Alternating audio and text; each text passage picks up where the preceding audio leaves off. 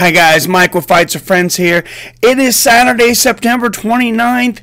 It is the debut of DAZN, spelled DAZN for whatever reason. I have no idea. But what I know is it gets us one of the most solid cards on paper in Bellator history. That, of course, capped off by Gergard Mousasi versus Rory Macdonald. Super fight, will you? You could call it a super fight. A lot of people will say, well, neither one of these guys has ever defended their belt. That is very true. That is kind of a strange issue, and I do think that's worth bringing up. For sure. But in a world where I don't know that belts are as important as they used to be, and honestly, I think fights are what's important. I'm looking forward to this fight. I'm looking forward to Rampage versus Silva 4. That has no belt. That's, I mean, in all irony, started in pride, and that it's all about pride. So, I mean, for better or worse, you know, we're gonna see some great fights. For better. I mean, and that's not to say that world championships don't have their place. Obviously, they do. They're a very important marker of how we judge things. But I want to see this fight. Just let me see this fight.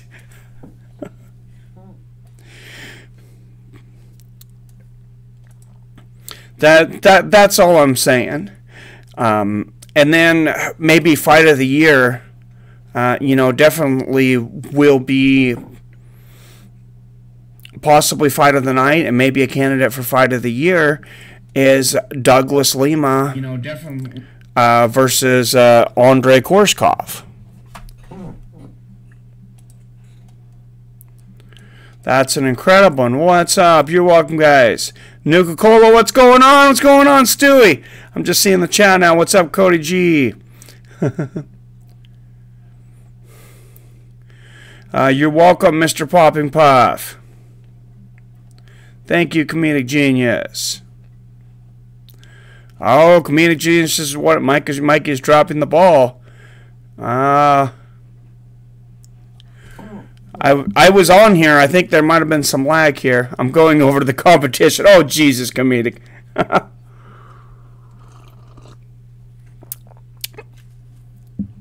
Hey, how we looking, Mr. Pop and Puff? I think we're looking real good. Fight night, let's go. Pride, oh geez. Oh yeah, Pride later. Rizin, Return of Pride, whatever you want to say. Gergard just had a really nonchalant way of going about his fight business. He's not flashy, but gets the job done. He has a tendency to not show up when he's in a big fight. He has championships in just about every league. Well, every league except for the UFC. He is the first ever, I think I said before, first ever Pride, Bellator, Strikeforce, and Dream champion. I hope I got those 4 right. I think he was a Pride champion. I know it was the other 3. So what time does the fight start? Alex says about 20 minutes, man. Hey, I ain't no puto, Stewie. I know what that means. He thinks I don't know what puto means. So, but yeah, this is only on DAZN, DAZN. I said no idea why it's called that, but I hope it lives up to expectations. I'm a little upset that I don't know how much DAZN has to do with HBO boxing being gone, which I did a video on that, talking about how, you know, I'm kind of sad because that's what I grew up with. I've been following him since his Pride days. All of the fights he didn't show up for were in the UFC. That's what I thought, Canedo. That's my take on it. I follow you by Rizin. No Rizin today? Hi, from Puerto Rico. Rizin is not for a little over 4 hours. So it's 6:40 my time, not till 11:40 my time. So Bellator is what's coming on right now. I couldn't find DAZN anywhere on my Fire Stick. I don't know if they have it on there. To be honest, when I'm streaming anymore, I end up watching everything on my PC just because it's easier. I can look at all the comments. I can do my research. You guys remember back in the day that I used to stream and do everything from the phone. I used to record and read the comments on the phone, which probably was kind of annoying now that I look back at it. Probably more than kind of. Are you streaming the tennis on Nasukawa fight later? Yes, I am, Mr. Pop and Puff. Absolutely. Rizin will be on later. I am logging into my DAZN account right now. And seeing what's on over there. Into my DAZN account right now. Sorry for the feedback there. Double monitor setup would probably be good for you, Mike. Yeah, I'm definitely getting a double monitor here. A lot of this stuff is just funds in room, and I've been working on moving everything upstairs. Like I said, I had my mother-in-law up there for a while. And then now my daughter's been switching rooms. She decided she wanted the bigger room, so it's a lot of remodeling and crap. And then just funds. I saw the weigh-ins, and I'm not impressed by Silva and Jackson. Silva looked like the taco truck guy down the street from my house. Now, Jackson is just fat. Fight sponsored by Lipitor. That is great. What if a fight was actually sponsored by Lipitor? That would actually be pretty funny. That would actually be freaking hilarious. So, and I'm going to switch over to the fight here. Looks like Adam Picolotti's already fighting, so we can kind of talk as this goes on. But the prelims have been going on. I don't cover the prelims generally for Bellator for a lot of reasons. For one thing, you know, they in the past they screwed me over. I told you guys all to be somewhere, and they were supposed to have them on streaming, and they didn't. So, you know, dependability was a big one. So far, the DAZN stream, haven't had it up very long, but I mean, it seems to be solid. It's HD.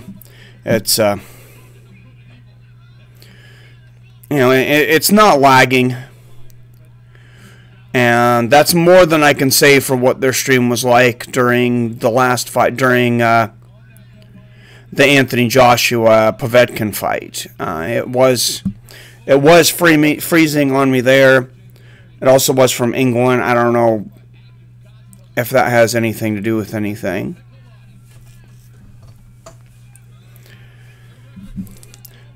But third round between Terry and Piccolotti. This is a bloody war. But no, I think with the zone coming in though here, I think we do have to mention, you know, the status of boxing here in the United States. I know we're here to watch Bellator, but growing up watching HBO boxing, there's so many guys. It's like I don't want to be forgotten. I don't want them to be forgotten because, you know, on the highlights videos, and they would just continue to talk about them. You listen to Harold Letterman, you listen to George Foreman, Roy Jones Jr., and talk about these guys that they weren't Joe Louis and they weren't Mike Tyson. You know, they didn't have that kind of swagger, but they had their moment in boxing history. Andrew Golota had some great fights. You know, against Riddick Bowe, a great effort against Mike Tyson. Quite a bit, a few championship moments in there. Lamont Brewster knocking out Vladimir Klitschko, knocking him out cold for the heavyweight championship. That moment when Vitaly Klitschko came on the scene. Seemed to be beating Lennox Lewis when the fight was stopped on a cut.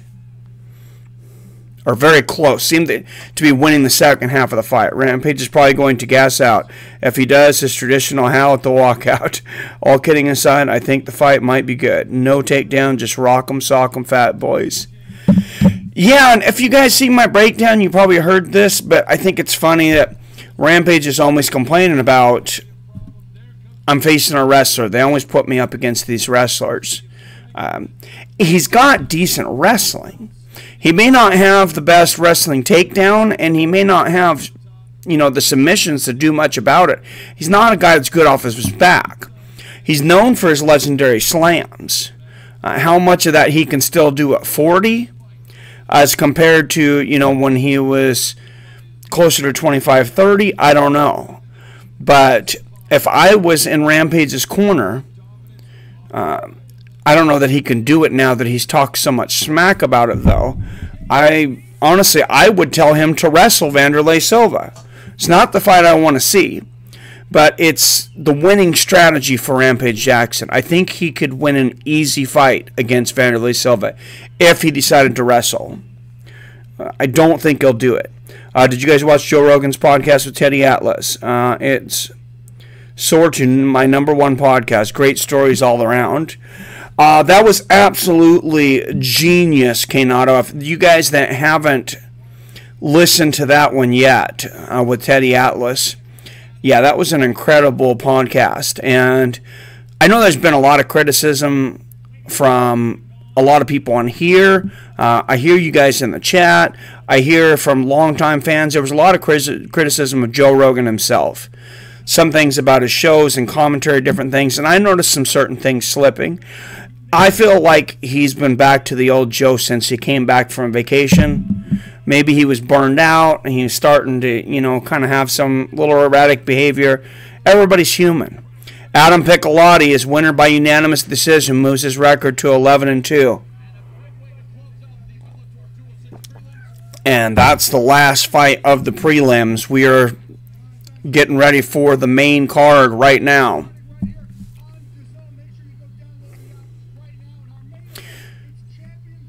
Chael Sonnen, Jay Glazer, and Josh Thompson on the mic. Jay Glazer and Chael Sonnen, that's a great combination on the microphone. Mikey, there's no competition. I don't believe so. I don't believe so, Comedic Genius. Yeah, I think he's top of the food chain. But he stopped slamming people when he came over to the UFC for some reason. I never understood. No, I don't want him to wrestle. No, I don't want him to wrestle either. I don't want him to wrestle either. Now, not forget, on the main event, there are 2 other fights. Gaston Bolanos versus Isidro Gutierrez. Sorry if I butchered that name. And Carrie Melendez versus Dakota Zimmerman in her professional debut. And that's generally why I don't cover the prelims for Bellator 2, because I feel like it's kind of like a tryout for the pros. And it seems like there's a lot of people on there with like pro debut, first fight, second fight, and not even a lot of finishes and things. And I'm as entertained by fighting as anybody, and I just haven't seen much entertainment on their prelims. I think they need to beef up that part of their card. Right now, they're just not as deep as the UFC. So they have to put everything into 4 fights. UFC is deep enough now to where they can have, on paper, 10 to 12 solid fights for a card. Joe isn't that bad, says Jason. No.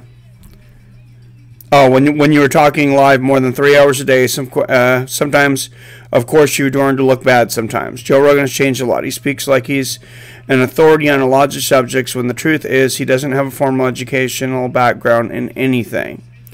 Joe isn't that bad. What's up, JT? I'm glad for Joe's show, but he's just not the same anymore. He had Neil deGrasse Tyson on and was falling asleep on him. No joke. He's just got a huge platform and can now get whoever he wants on. I didn't notice him falling asleep, probably because I wasn't watching it. Usually I listen to it on the podcast, which you think that would be a sign for me that I'm listening on audio, that I should have my show on audio on podcast and not just YouTube. But you know, for lack of time and energy, and laziness, excuses, whatever, I had just not gotten a podcast up yet. But it's something I plan to do eventually.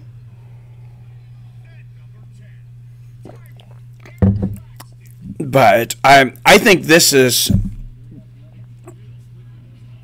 the most successful thing we do on this channel by far. You know, on both channels is the fight companions, though.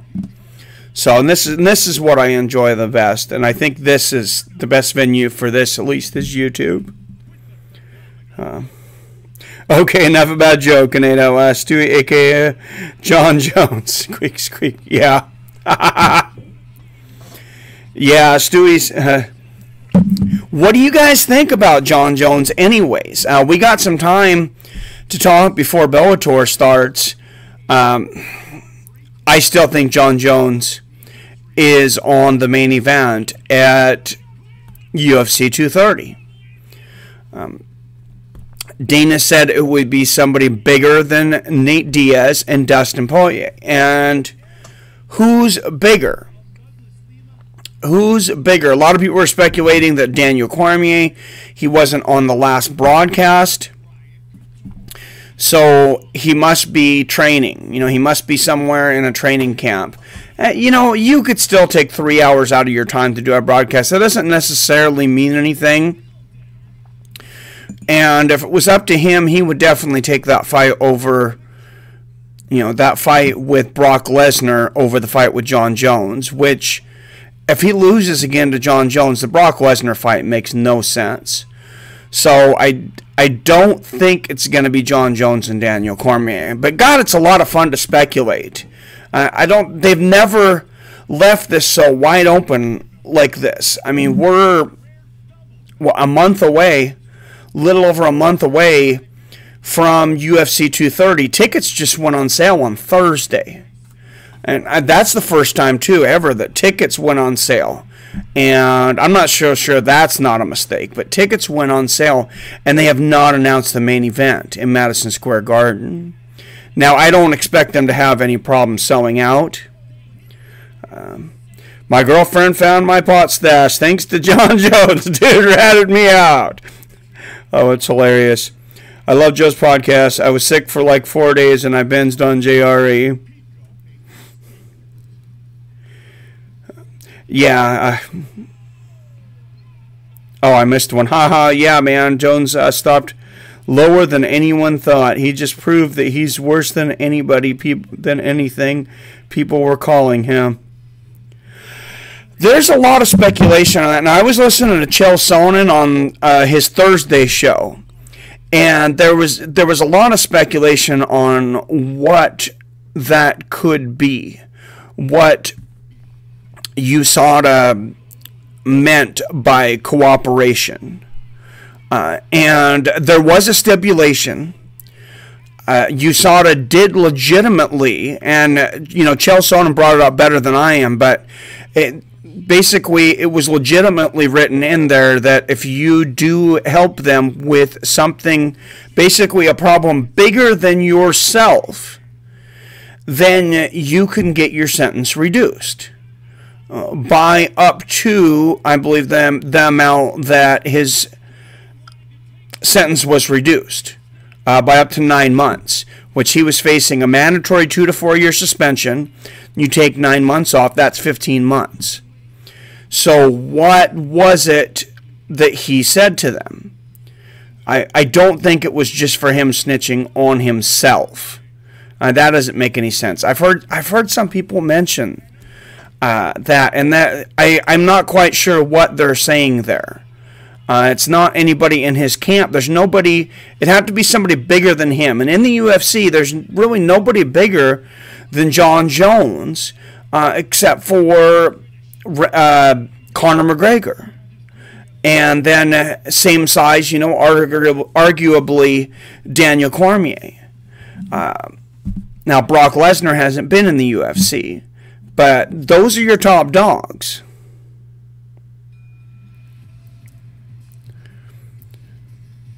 Stewie hates NASA. If I was DC, I would never give Jones a fight. He doesn't deserve it. They probably haven't announced the main event because Jones probably already pissed hot. I'm going to get into that in a minute too, because USADA made another very important rule change that is going to cause a ton of confusion. So, do I have any bets on the main card? What's up, John Matson? I cannot bet online here in Washington, but I did do a video on what I would bet on, and I would take, if I were betting, I would bet on two underdogs. I would bet on Wanderlei Silva, and I believe at the time he was like a minus 240 to 260, depending on what site, and the odds were moving up and down a little bit. Just because, and I'll tell you why, I don't think Rampage has the fire that he used to.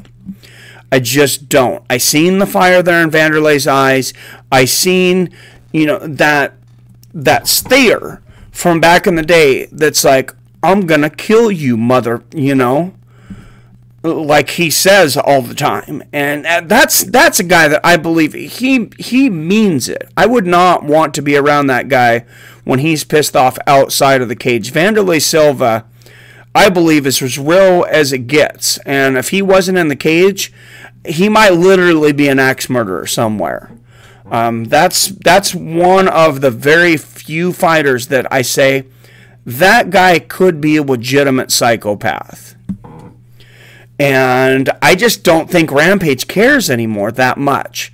I think he wants a paycheck. I don't think he doesn't want to lose. I mean, you know, getting a victory over Wanderlei Silva is important to him, but I don't know that it's all that much more important than it would be for me or you to beat our friends at Madden. I think he cares about it, but I don't know that he cares about it enough to put in the work, if that makes sense. And recently he said he wishes he would have never fought MMA. So with that kind of mentality, is he a 1 foot out the door guy? Which that's a scary place to be. But yeah, and then the other one I would have bet on, I think like minus 220, is Rory Macdonald. And I'll go into why I would pick Rory Macdonald. I think this fight is much closer to an even fight. But Gergard Mousasi could definitely catch him on countering. He's one of the most technical fighters out there. No knock on Gergard Mousasi whatsoever. But Rory Macdonald coming up did not look a whole lot smaller. He's about 2 inches shorter. Reach is about the same. Size-wise, I mean, they looked like they were in or close to the same weight class. Now, if Rory is faster, he's an explosive guy, and I think Gergard Mousasi has an issue with guys that are explosive. And people talk about the Uriah Hall fight and say it was a fluke. Well, yes and no. It was a fluke. I think if they fought again 5 times, I think Gergard Mousasi probably wins all 5 times. I think Gergard Mousasi is a much better fighter, but it did happen. It showed a vulnerability that does exist. That means it could happen again. MMA math might not add up, but it's still within the realm of reality.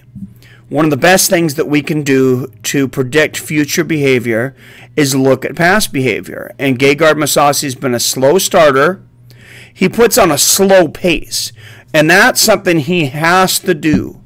If Rory Macdonald can make Gergard Mousasi fight his pace, I think Gergard Mousasi is in trouble. And I don't know that Gergard has fought anybody, or if he has, I don't know that he's fought anybody in a long time that can push a frenetic pace in both standing and wrestling, can finish you, and can do it for 5 rounds. This guy can push himself to the upper limits of the human ability, mind, body, and soul, for 25 minutes or however long it takes. We've seen him against Robbie Lawler. We've seen him against Carlos Condit. We've seen him, the guy, he's got that combination of skill and power and heart that's going to be very difficult, I think, for Gergard to deal with. JT the Cuck was talking about how many Stipe genetics. Why we got to call each other's names? Where and how he will beat DC, then DC obliterated him. JT rage quits and says the heavyweight division just sucks, though. Complex Black Widow Spider, what are we doing here? Don't be dogging on JT, man. And coaches are considered bigger fishes than athletes. What's up, Ned Modelo? What's up, Flat Earth Deacon? Yep, they won't announce failed tests until after the fighter gets a fair shake. I think they should just do away with USADA, and since they obviously don't work, let's see Belfort come back. That was what I was coming back to. Thank you for bringing me back around full circle. So USADA announced that there was no more of this speculation thing. They're not going to put things out in the public until they're sure. And the one issue with that is it takes a long freaking time. It takes an absolute... Sometimes these things take like 9 months. All right, and they are doing the welterweight parade, as you call it. They're bringing out all the people because tonight's the start of the welterweight tournament.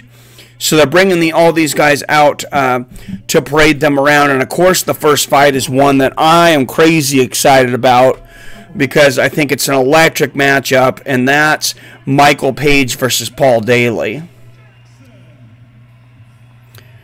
Okay, now they're bringing out Wanderlei Silva versus Rampage Jackson. I thought they were going to start bringing out the welterweight tournament guys who would start tonight. And yeah, if you guys are watching it, that's what I'm talking about. It's like Wanderlei, he's got that stare. Rampage is just kind of standing there staring. And this is interesting. They're bringing these guys out on the walkway to stand and stare at each other before these fights start. And Rory Macdonald coming out right now in a full suit. He looks like a Mormon going to church right now. He's got the shoes, the jacket, the tie, everything. Gergard's there in shorts and a green shirt that just said something about business. Let's get to business.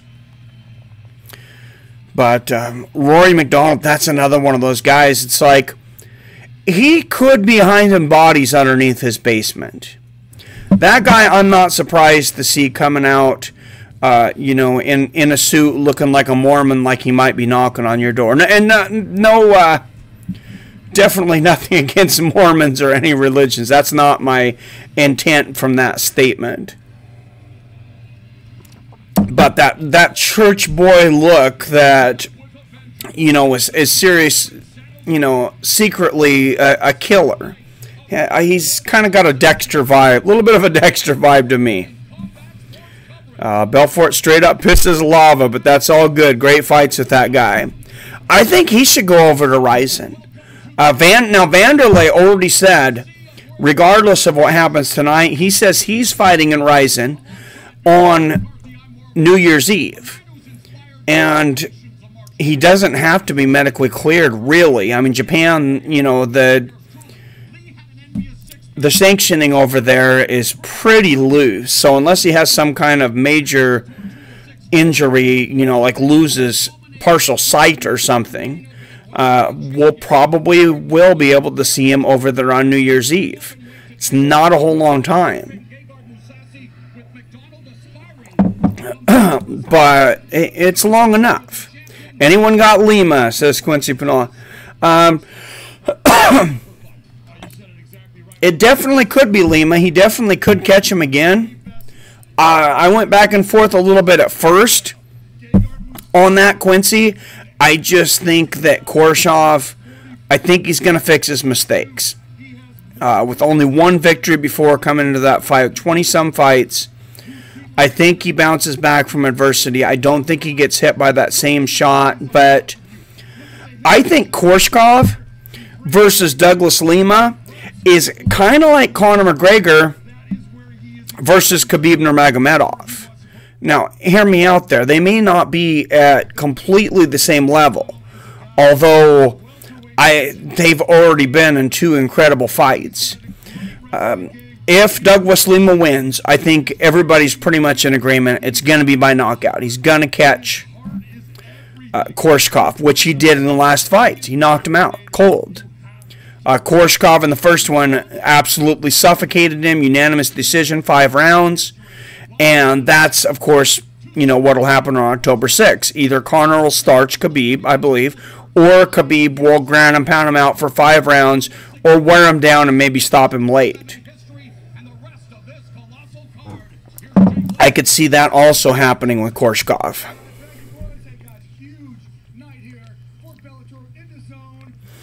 Oh, I got a bit behind on comments here. You guys are active tonight. I like it. I think originally it was supposed to be Jones-Gus, but Jones didn't want to do it. They tried to do Jones versus Cormier heavyweight, but they both didn't want to do it. So it's Jones versus Gus at 232. Huh. I've also heard them talking about making the Nate Diaz fight versus Dustin Poirier for the 165-pound championship. I have no problem with them making a 165-pound championship. I've been calling for it for a long time, actually. I think that's the next weight class we need. And then you bump 170 up to 175, and then you have, boom, you have 10 pounds in between weight classes. 25, 35, 45, 55, 65, 75, 85. All the way up to 185 pounds, you only have 10 pounds in between classes. Weight classes. That would create, I think that would change the dynamic in the UFC immediately. The issue with that is, as big a Nate Diaz fan as I am, how in the world do you put Nate Diaz, a guy that isn't ranked in the top 10 in any weight division? He's, I think, 500 in his last 12 fights. He hasn't, you know, besides Conor McGregor, he really hasn't beaten anybody of substance in a long time. And this is coming from a guy that really, really likes Nate Diaz as a person. I think he's incredibly entertaining. I love to watch him fight. I think he brings that. I love to listen to him talk. I love to listen to him fight. I love everything about Nate Diaz. But the facts are, Nate Diaz is not a top 10 fighter. I don't see how you can take somebody who's not even ranked and put him into a championship fight. It doesn't make sense to me. If Jones isn't in, I think the most logical fight to come in, I've heard out there, is Yoel Romero and Gus. And I would be just about equally as excited over that. I love Yoel Romero. Now, coming off a loss in a championship fight where he also missed weight, I don't have as big an issue with that, of giving him a title shot, but that means they would have to strip Daniel Cormier. And I'm not sure how you do it that quickly. Or Daniel Cormier just gives it up. They could be like, do you want to fight light heavyweight or do you want to fight heavyweight? Well, I don't feel like making that cut anymore, which I've already assumed that he would not ever make that cut anymore. So let's move on with the division. I think that's a good fight. Rampage about to kill his fight, says Velo. Jackson is just not gracious about the public's loss of interest in him. He just says things like that because I think he may feel sorrow for himself. He's been talking about retiring for a while. Yeah, he talks about retiring way too often for a fighter that's still trying to be in the biggest fights out there. And we got Freddie Roach up in here. We got Freddie Roach in Aaron Pico's dressing room. Maybe the greatest boxing coach on the planet right now. Love to see him around MMA rooms. That's so important. No offense, but Mike was too. That is true. Mousasi did good against Weidman because he isn't explosive. I think so. If he's got 1 foot out the door, he probably doesn't see it because his gut is in the way. Oh, that's great, Canedo. DC red pilled you. Face the facts regarding DC's greatness. Oh, I have no doubt that DC is one of the greatest. You need to cheat and reap the huge benefits of drugs to beat, and that's the only way in a fair fight DC will beat anyone. I think you're trying to say will get beat. In unarmed hand-to-hand combat, he will get his hand raised. He is the natty goat. Well, he definitely is one of the guys that has a claim to that. Gaston Bolanos versus Isidro Gutierrez making their way down to the cage right now. These are featherweights. There was 2 fights on the main event that I really didn't go into a whole lot just because I kind of thought they were fluffer fights and they didn't really belong on a main card, but we're here streaming, so I'm going to call them. Isidro Gutierrez is making his way down to the cage right now. They're trying to do Gus versus Romero for 230, but I don't know why. Gus would do that when he has Jones coming up. If they make it for a vacant title or an interim title, possibly. You saw it as fishy, and sometimes it takes them only a few days to hand down a suspension. Look at Fabricio. Very true, Caneda. And a few other fighters that didn't get the same treatment as Jones. Instant suspension. And that's what I believe is a scary precedence when they're saying we may not talk about fighters that we're investigating because the UFC pays them to do a job. And I'm not saying the UFC would do this or has done this in the past. But it puts out there the possibility that the UFC could be like, hey, sweep this under the rug. Hey, this is Conor McGregor. We gotta, why don't you guys go play somewhere else? Play in somebody else's sandbox. We're not really worried about what Conor McGregor does. Why don't you go pay attention, to what somebody else does? Maybe a lesser fighter. Go pop Paulo Costa. Which I'm not saying he's a less fighter, but he's not, Conor McGregor size yet. And he's a guy just looking at him that it's easy to question. So. Haha, Rory needs to let his supermodel aspirations go. He's nuts, but I won't tell him. Dude is legit nuts. Oh, that's funny. I love Rory Macdonald, though, man. I think he's a great character in the sport. Hello, Dean. What's going on? Yes, welcome, Dean. Hi, Genius. I like Bellator, but they need to change their name. Yeah, I believe that for a very long time. They're almost getting to the point to where it's almost too late. Okay, guys, I'll knock it out with my stupid jokes. I get annoying. Lima's a great fighter. Agree with everything you said. If Mac doesn't end it by the second round, he's done. How many fights on the card tonight? 6 fights on the main card tonight. 4 that I'm really excited about. I think Danny confirmed that the 165 talk was all Nate Diaz. He made it up. No such fight and weight class is going to be created. Gaston Bolanos, 3-1, 26 years old, 5'7", weighted 145.2. He's got a 70-inch reach. Gutierrez, 4-2, 26, 5'9". He weighed in 145.2. So both within the limit. Nobody missed weight on this card. So I think Dana can. Oh, I'm sorry. Nothing makes sense in the UFC post Fertitas. You know, it gets to a point though that Dana White has a different story than fighters so often. As you got to wonder sometimes, is it Dana White or is it the fighters? Who's telling the truth? And I think that's a legitimate question.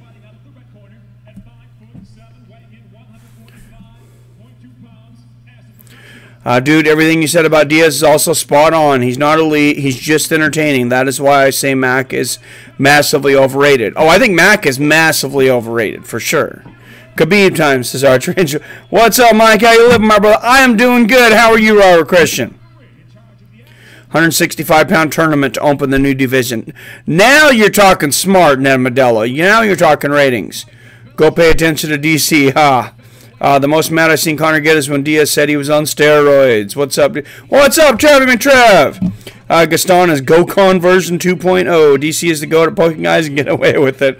All we need to know is whatever Dana says, he means the opposite. Good point there, Canedo. All right, and here we go. Bolanos and Gutierrez. Gutierrez in the blue gloves. Bolanos in the red. Nice low leg kick. There from Gutierrez out of the gate. Nice body kick there from Gutierrez.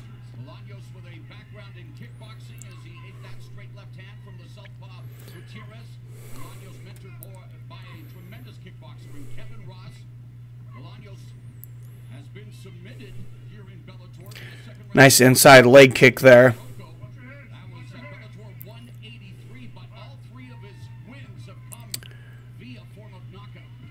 And these guys just filling each other out. Nice low leg kick by Bolanos. He's done that several times.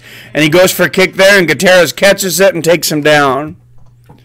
And for those of you that are wondering about the DAZN or DAZN quality, it's already frozen me 4 times, and I've had to refresh.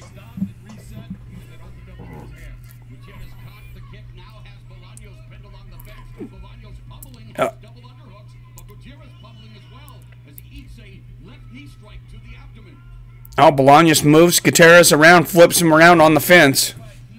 Good transition, some knees to the body here.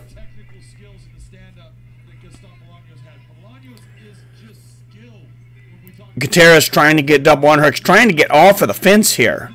And he's eating some knees to the body. Continuously he hits knees to the body. And they break, and they're back in the center of the cage.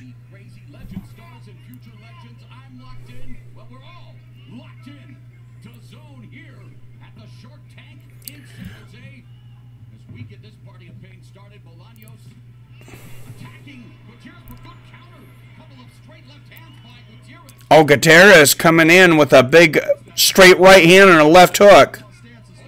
Oh, Bolanos goes up top, and he just caught Gutierrez right on the chin with his foot. Oh, man, and a right hand and a left hook from Bolanos. He's got some power. There's some solid striking going on here, Bolanos and Gutierrez. This was a little bit of a sleeper fight for me. Whoa. Bolanos goes up for that head kick again. Barely misses it. About 2 minutes left in this first round. Oh, nice body kick there.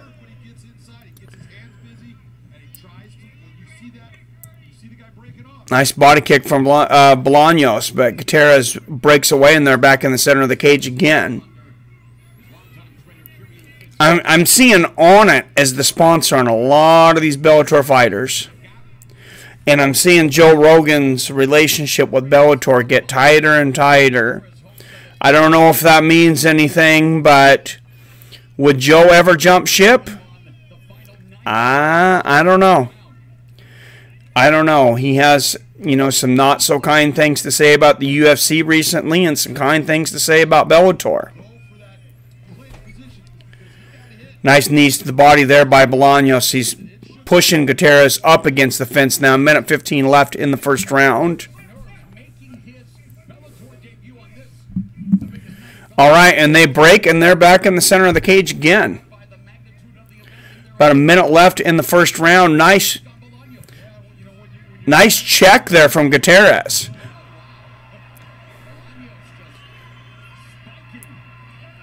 Bolanos with a nice throw. That was a nice judo. I thought that was an Agoshi. He just slams Gutierrez to the ground, but then he lets Gutierrez get up. Oh, spinning elbow. Bolanos goes for a spinning elbow. Gutierrez ducks underneath it, but he doesn't make Bolanos pay. And something I'm noticing right now is Bolanos is very aggressive. He's taking a lot of chances, and Gutierrez has not made him pay for any of it. Bolanos just landed a big straight right to the chin and a front kick to the stomach. Gutierrez goes for a spinning kick to the stomach, misses, and Bolanos ducks underneath and gets the takedown from Gutierrez. And that's the difference I see so far right now in a big left hand from Bolanos. So Bolanos is pressing the action, and when Gutierrez makes a mistake or basically extends himself, does just about anything, Bolanos makes him pay. Gutierrez has not made Bolanos pay. First round, Bolanos, 10-9. All right, let's go back here to the comments. Canedo74 saying, all we need to know is whatever Dana says, he means the opposite. It's funny you say that. I won't say the name of him, but a company that I used to work with, their CEO, I learned after a while, it seemed like the nicest guy in the world. Whatever he would say, he would do exactly the opposite. I don't even know why he would open his mouth. Don't forget hashtag tailgate at Modelo. What's up, Blur Vision? At Modelo. I remember DC is my Popeyes. I tried it. You can easily take off a few pounds. Popeyes. Oh, I love it. Popeyes. DC is all about that cake and chicken. DC cuts 1 pound to make weight. 1 pound of chicken. Yeah, I know God exists because Morrow didn't sign with the UFC. I think he's the absolute best announcer in the biz. Who is fighting? I just came back. I wish 165 was happening. What's up, Chancho22? Why don't shows in the channel if you said live? It's a live reaction, man. Bellator, DAZN, I cannot put the actual fight on there. I lose my YouTube channel. I'm streaming on this channel right now because my main channel is suspended. So UFC's pretty particular. Oh! Big head kick there from Bolanos. He goes up top, catches Gutierrez a little bit there. And they're saying Gutierrez quit his job,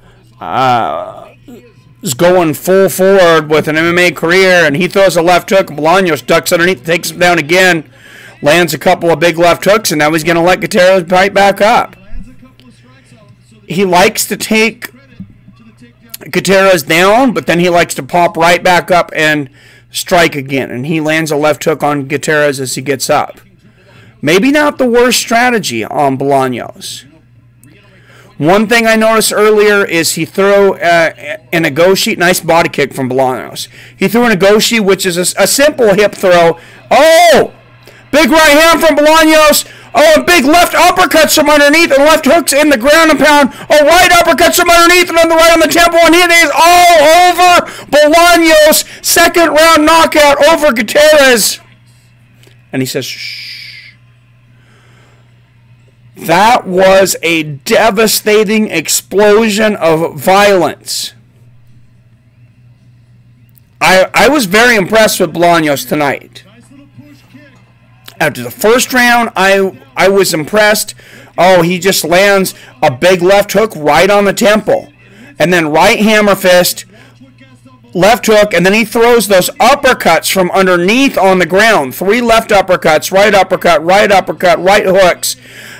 He is throwing, and that uppercut from underneath was similar to what Dan Henderson did against Fedor Emelianenko. And he was completely out when they ended this. We might have a new prospect. I said that these guys didn't deserve to be on the main card. Bolanos came out good.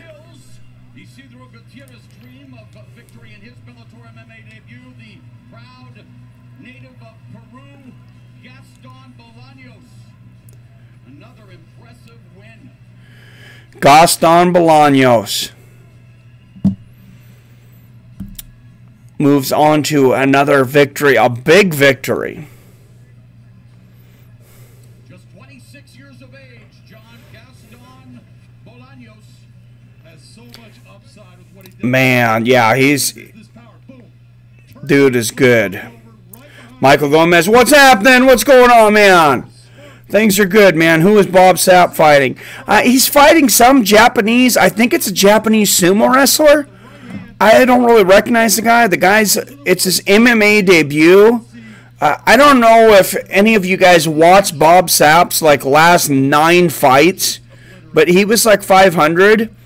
And now whenever he gets touched, he literally curls up and cries like a baby and submits. I'm not excited that Bob Sapp's on that card at all. He's a sham. It's a fake. The Japanese people fell for it again.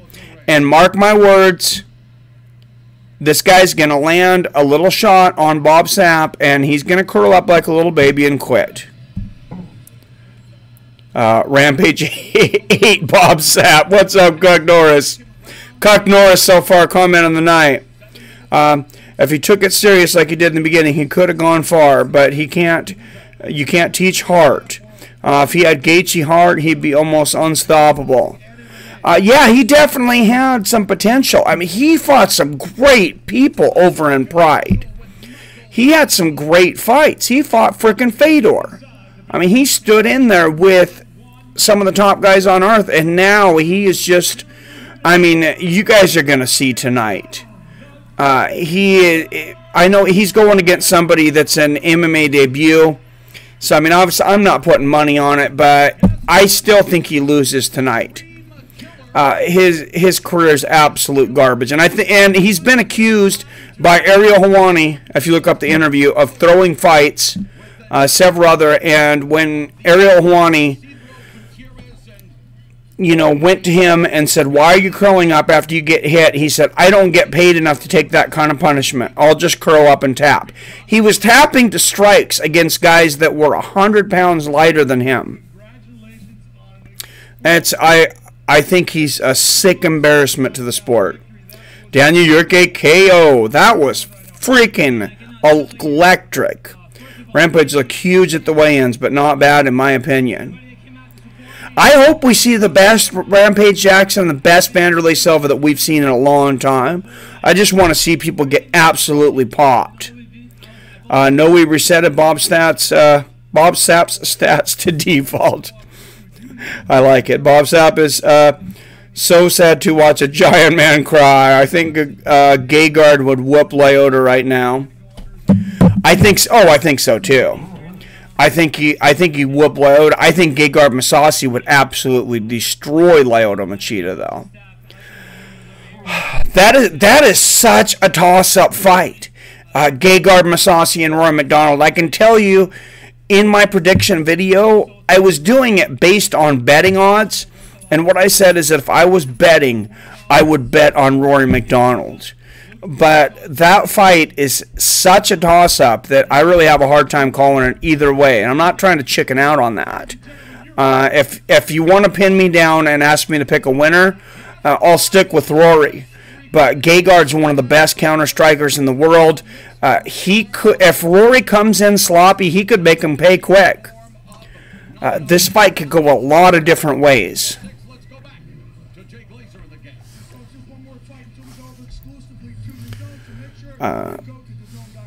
He beat Ernesto Hus twice. Yeah, for sure. I legit thought you were talking about Rampage. He looks like Bob Sapp to me now. Yeah, wasn't Bob Sapp in that movie The Longest Yard? Yes, he was. Bob Sapp had a lot of potential at one time.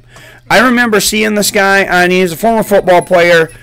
He came on the scene. I remember him on a show, and some of you are maybe old enough to remember this show, The Best Damn Sports Show, period. And he comes on with this, it's a huge Fuji apple, and this has nothing to do with the skills of MMA. but this shows you how big and strong this guy is. And he comes on, and I'm pretty sure it was with one hand. He comes on and squeezes this apple, and absolutely, I mean, you can tell it's not a mushy apple or anything. This is a crunchy apple, and he just obliterates it in his hand. A massive grip strength. The guy is definitely super muscular. Maybe too muscular.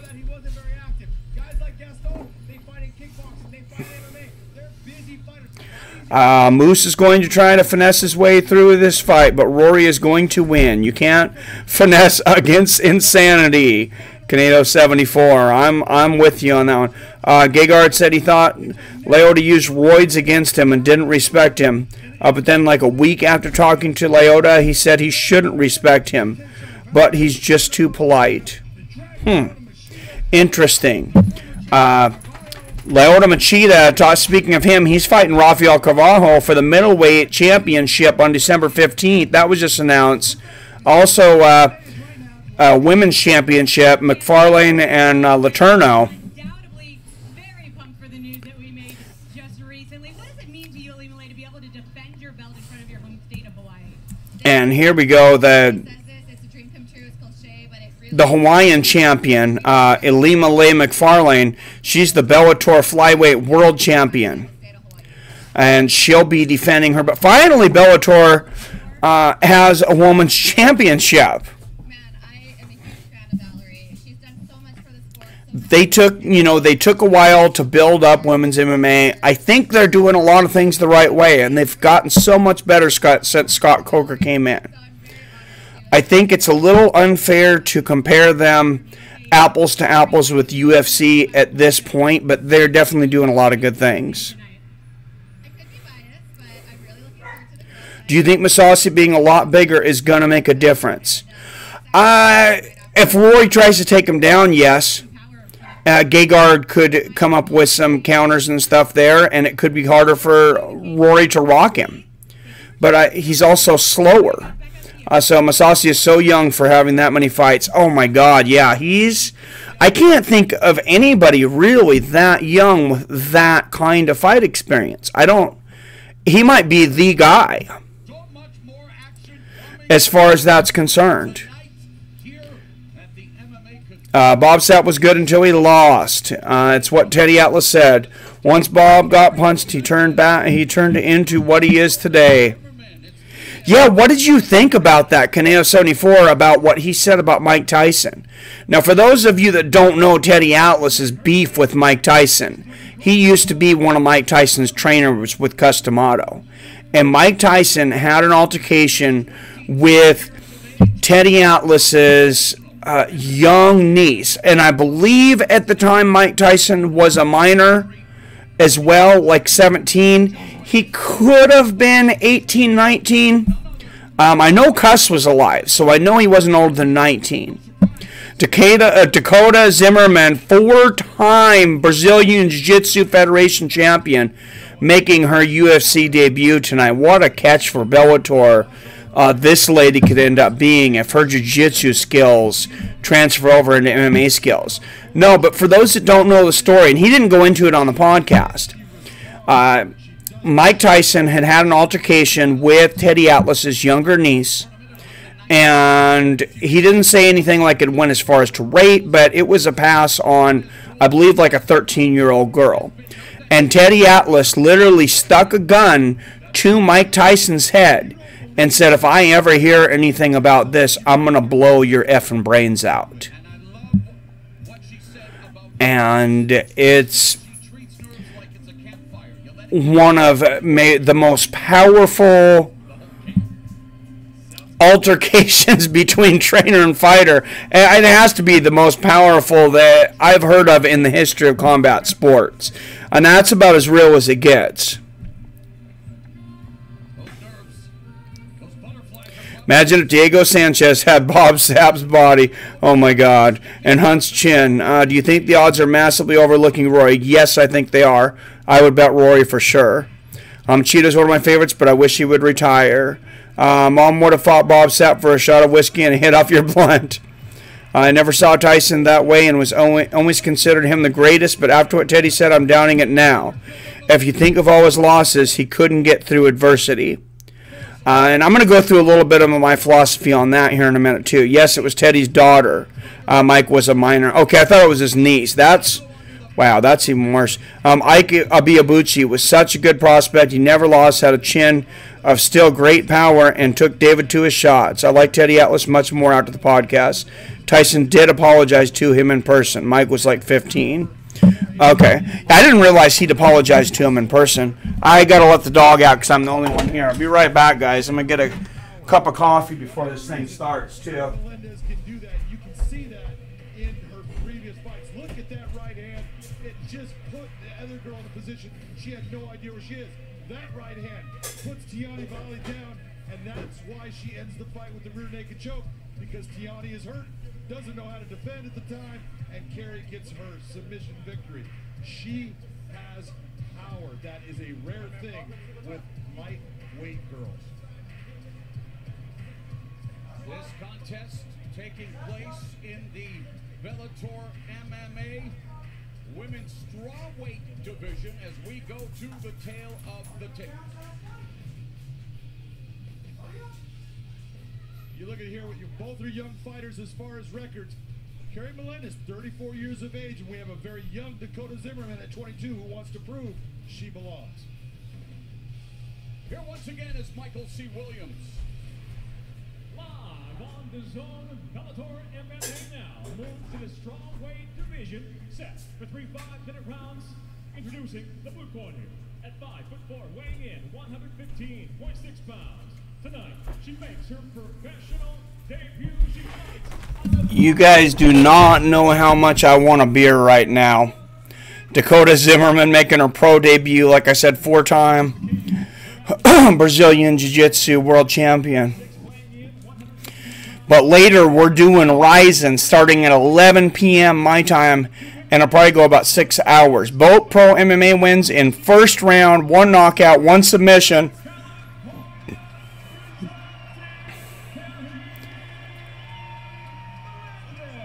Carrie Melendez and Gilbert Melendez at cage side. I don't know if it's his sister or what. I'm gonna be honest. I don't know the history between those, but being that Gilbert Melendez is cage side, I'm guessing it's like his little sister or something. I just sat down with Mitsulata Modelo. Rockhold had been posting on Instagram, and he looks like a monster. I believe he is also working on his boxing.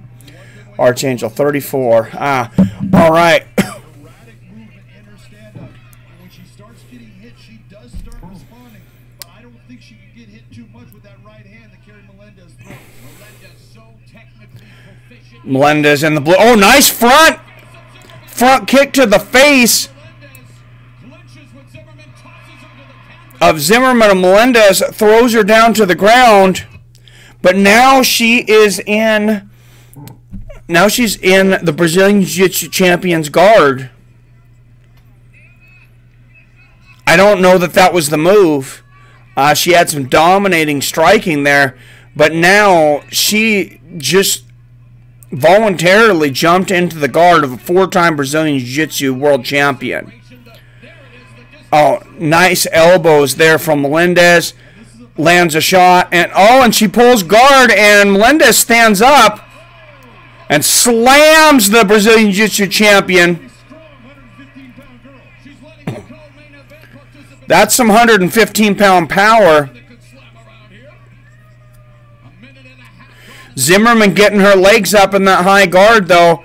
Now she's sitting up on Melendez. Melendez sits up against the fence, and Zimmerman's got that guard. Oh, she's bringing that rubber guard up behind. Melendez needs to be very careful, because she could think she's in 100% domination, and against a Brazilian Jiu-Jitsu black belt and world champion, all of a sudden she could end up tapped, and she thought she was completely winning the fight. There's blind spots when you face somebody that's that superior as a striker. And Melendez keeps on kind of picking Zimmerman up, slamming her back down. Maybe a couple of eye pokes there that the referee didn't see. Oh, and Zimmerman almost turns around to Melendez's back, but Melendez doing a good job of transitioning her, keeping her up there in the guard. But Melendez needs to get this back to standing. I think she's playing with fire. She's in absolutely on the wrong playground right now. She's when it comes to grappling. And she stands up, and Melendez going back in. Melendez needs to get the hell out of there. Zimmerman's pulling her back in. And she's in Zimmerman's guard again.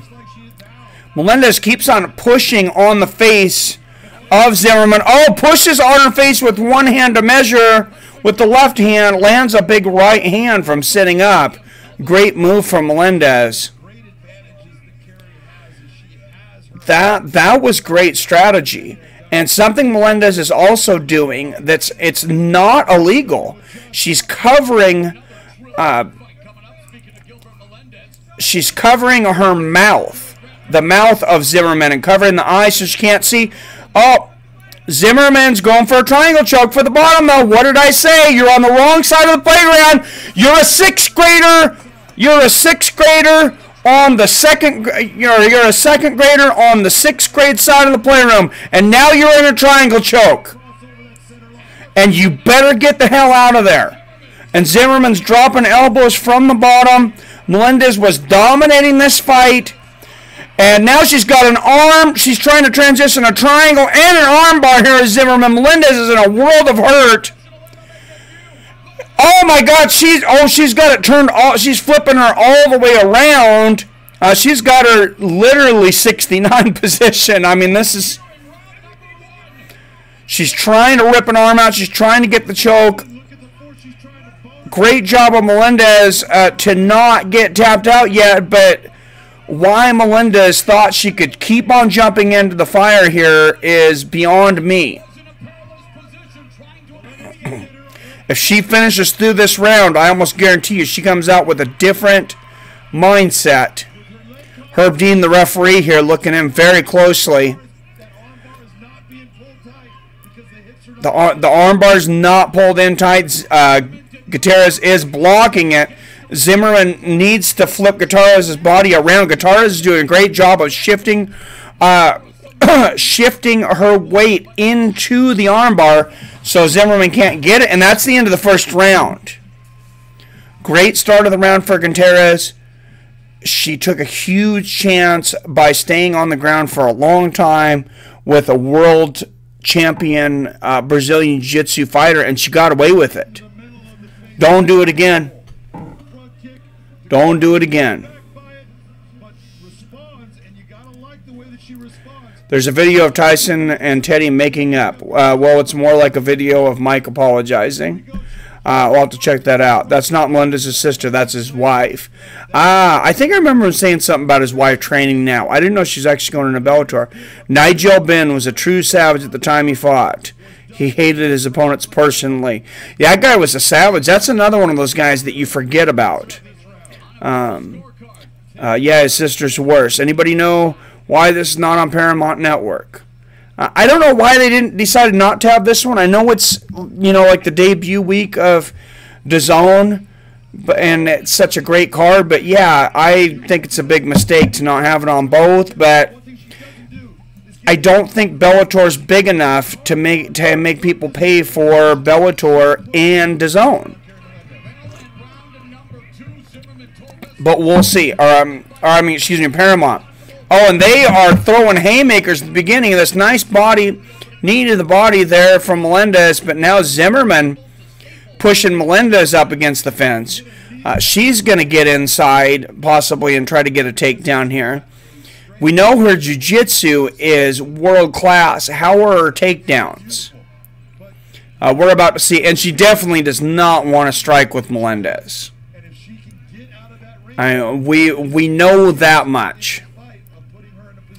And she's pushing Melendez up against the fence, kind of slowly, just shimmying her body back and forth, trying to work her to the ground. surprisingly, it doesn't look like she's really known any judo. I think she'd be putting her hips inside here, going for an agoshi, or I see a lot of throws here. A Tayatoshi, which is the one that Ronda used to do all the time, where you throw your opponent over the leg and land on him, which is how she used to set that arm bar up all the time. Just after doing MMA and fighting MMA. Melendez said that she wasn't able to find a lot of footage of Zimmerman. Zimmerman dropping down like she's trying to get a takedown. She's got one leg, but Melendez doing a great job of stretching her body out and pushing on Zimmerman's face. She spent a lot of this fight just pushing on Zimmerman's face physically, and it's been very effective. You don't see a lot of fighters do that, but as long as you don't poke them in the eye or hit them in the back of the head, it's completely legal. You can hold your hand over someone's mouth if you choose. I think the referee should break him here. I think Herb Dean should break him, because Zimmerman's been going for this takedown for a long time, and they've been in a stalemate position for a very long time. She's got one of Melendez's leg up, but she needs to. Her judo is completely lacking, as I can see, and she just pulls guard from standing. And what Melendez is trying to figure out what to do here. She's like, do I do a big power slam? Because maybe that's what Zimmerman wants, because it gets you down to the ground with her on her back. She wants to be on her back. Melendez just trying to pry her off, and she's able to. She actually does that thing again where she pushes on her face. Lands a knee to the body and a straight left and a right hook, and now they're warring. Now they strike for a minute, and Zimmerman pushes back in against Melendez. Zimmerman, she might be a Brazilian Jiu-Jitsu expert, but she is lacking a full MMA game, to put it lightly. This is what... I'm not a coach, but this is the advice I would give to anybody who is a judo or jiu-jitsu expert. And they're much different. Going in with just jiu-jitsu, I would never go into MMA. Judo, I think you have a little bit more of a base, because you have both. You have the stand-up clinch and you have the submissions. Oh, nice knee to the body there from Melendez. She's not able to throw her. You've seen Royce Gracie early in his career struggle with taking guys down. Very sloppy takedowns, but those guys didn't know what they were doing. He would just kind of use his gi and kind of hook his body around people. Royce Gracie did not have great takedowns. Ever. He never developed a great takedown, in my opinion. And Zimmerman just pulls guard again, standing up here. 50 seconds left. And Melendez, nice job of throwing elbows there. And maybe her most effective move defensively in the entire fight for Melendez has been just taking her hands and pushing them on the face of Zimmerman. And she breaks her again like that. Oh, and lands 2 big knees to the body. 3 big knees to the body. 4. She is certainly softening Zimmerman up with these knees. If you are a jiu-jitsu person and you want to do MMA, you better practice the clinch a lot. I would almost go to Thailand and learn Thai boxing. I would say learn Thai boxing and learn judo. I know enough boxing just to get within range, but know the clinch, man. And judo throws from the clinch, I'm telling you, that can get people in a lot of position for submissions.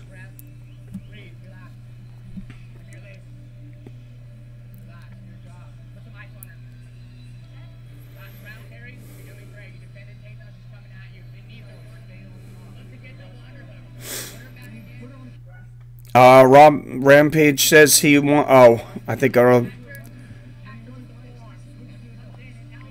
how would Wilder do in the 80s?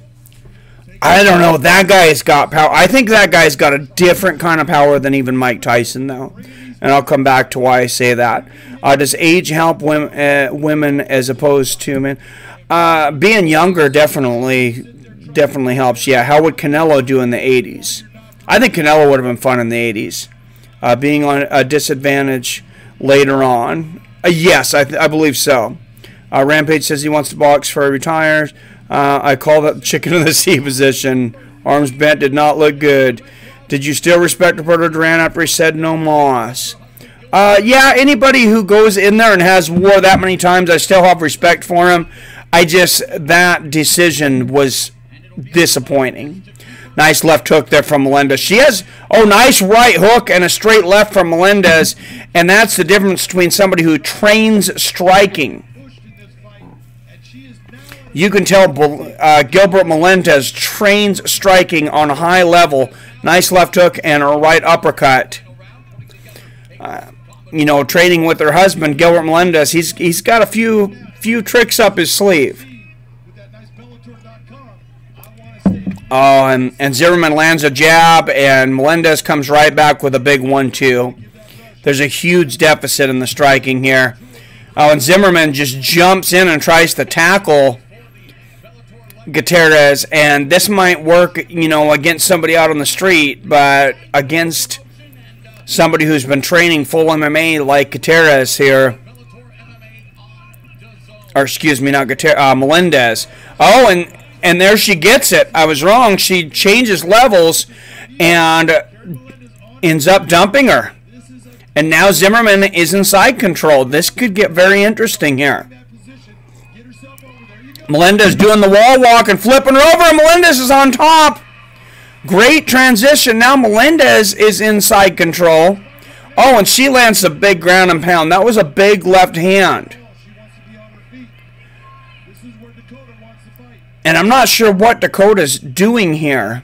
I'm not as smart as she is. I'm not a 4-time Brazilian Jiu-Jitsu world champion. So I'm not sure why she's trying to twist to her left here. I see why. She's got the guard here. I think she was trying to transition. She grabbed an arm there, but Melendez has been very wily. Nice up kick there from Zimmerman. Another nice up kick. And she stands right up. Gutierrez is going to let her stand up. She doesn't want to be on the ground with her. Oh, and she cracks her with a right hand there, does Melendez. And a nice jab there. 2:45 left in the third. 1-2 and a big jab there from Melendez. This would be a big victory for either one of these girls. Even though Dakota Zimmerman's in her professional debut, 4-time Brazilian Jiu-Jitsu world champion, it just shows you this is not the UFC of 1993 coming in with one art against people that don't know what you're doing.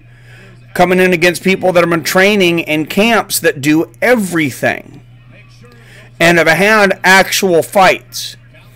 You can spar all you want, but if you haven't had actual fights and then you get in there with a complete fighter, somebody who's practiced complete fighting in the cage, like Zimmerman, she's got to finish by knockout, she's got to finish by submission.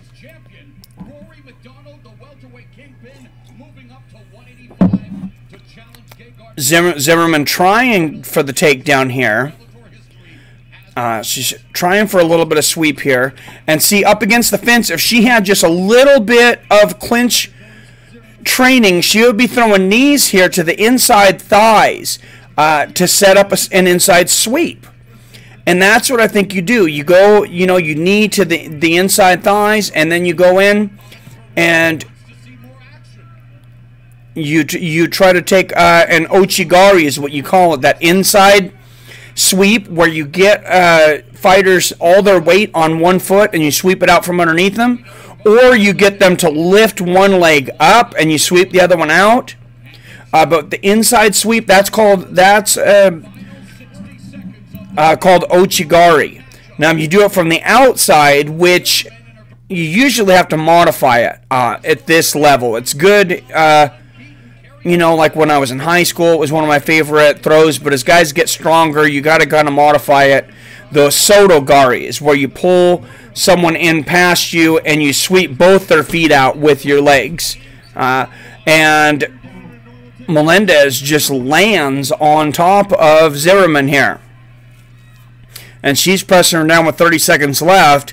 And she's going to finish this fight in the only spot where Zimmerman possibly could finish it, and that's on the ground. So she's giving in to Zimmerman's guard. Nice hammer fist there from Gutierrez. I mean, you could say it's brave, but maybe not the best move in the world. And Melendez pressing against. Oh, and that's the end of it. But Zimmerman was rolling. She was rolling Melendez there at the end. She might have been a few seconds away from that armbar, but it doesn't matter. That's the end of it.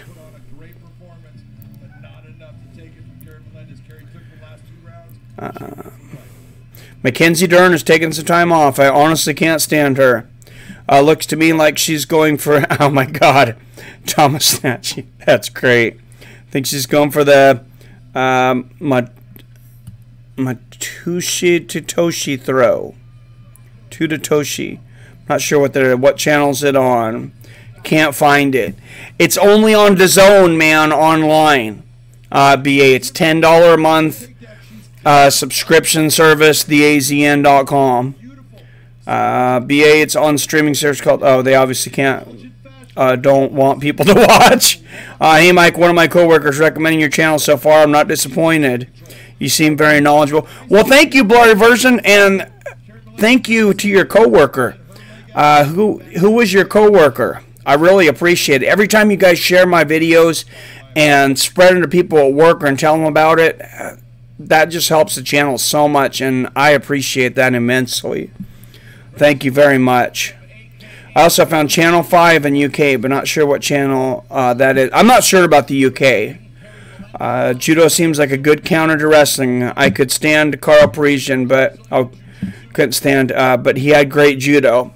I trained with Carl Parisian back in the day. He came to our dojo for about a week. I should say I got my ass kicked by Carl Parisian for about a week when he was young. We were both young.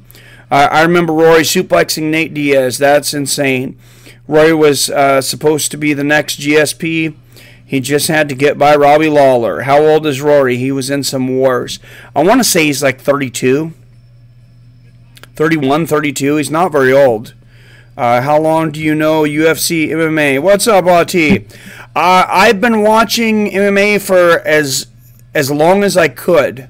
I did not watch the first 2 UFCs on pay-per-view because they weren't available in our market. We were in a small town, but I rented them on VHS. And then when the first one became available on pay-per-view, I can't remember if it was 3 or 4. I think it was 3, I want to say now, because of Chemo being in it. I think it was 3 was the first one that I seen live on pay-per-view because it was available. But yeah, I've been there since the beginning. She should hit her with the cervix buster and end this fight, not the Ochigari. I made that throw up, Mike. Yeah, all right. I figured, JT. What's up, Fred the Shed? Long time no see, brother. Yeah, for sure, man. Good to have you in here. Good to have all you guys in here. 49 people watching already. Thank you so much. Cervix Buster is a modified Arn Anderson spine buster.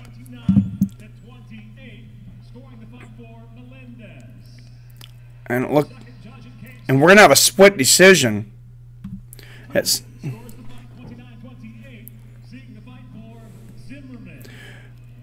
and the crowd boos on that one. I'm not sure how you see this.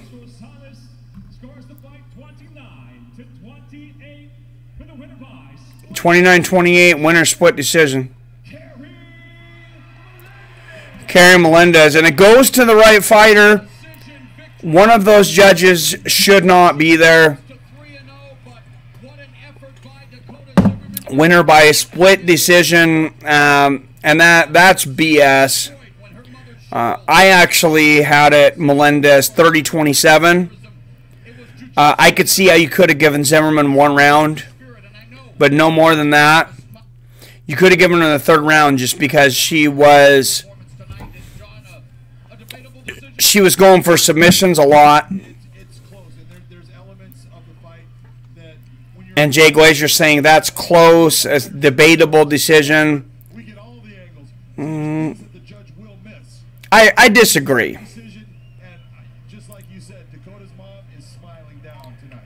Salient points is always. I disagree. Great job for Dakota Zimmerman. You know, good effort, but I think Melendez had some adversity. on no planet does she win that fight. Zimmerman, talking about walking in there as a sacrificial lamb with this crowd, you gotta give her a lot of credit. I mean, is Adelaide Bird? I didn't hear the name of the judge. Is Adelaide Bird in here? Josh, she was very disciplined with her game plan. It wasn't overly pleasing, but she wanted to pull guard. I want to hear what She even had one lock in Chael Sonnen has to say. Gergard Mousasi has a hilarious personality. I'm not sure why he's always quiet, but he's been around for a while. Yeah, he has. Focus now on Aaron I like to laugh, Comedic Genius. I have a joke. I think Comedic Genius has been smoking weed. I'm just gonna throw that one out there. Just already, I think Comedic Genius has been smoking a lot of marijuana. Get ready for Michael Chandler for a title fight. Am I right, Genius? I had to jump in, get ahead of this. Apparently, Helen Keller is a judge now. Took me out of the fight. She was reincarnated as Adelaide Bird, if you didn't know. Aaron Pico versus Leandro Higo next. This is a crazy fight. Aaron Pico is a -600 favorite, and to disrespect Leandro Higo to that point because he had one bad fight against the champion of the world, I think it's a travesty. This is going to be a tough fight for Aaron Pico. I got to let my dog back in. I'll be right back.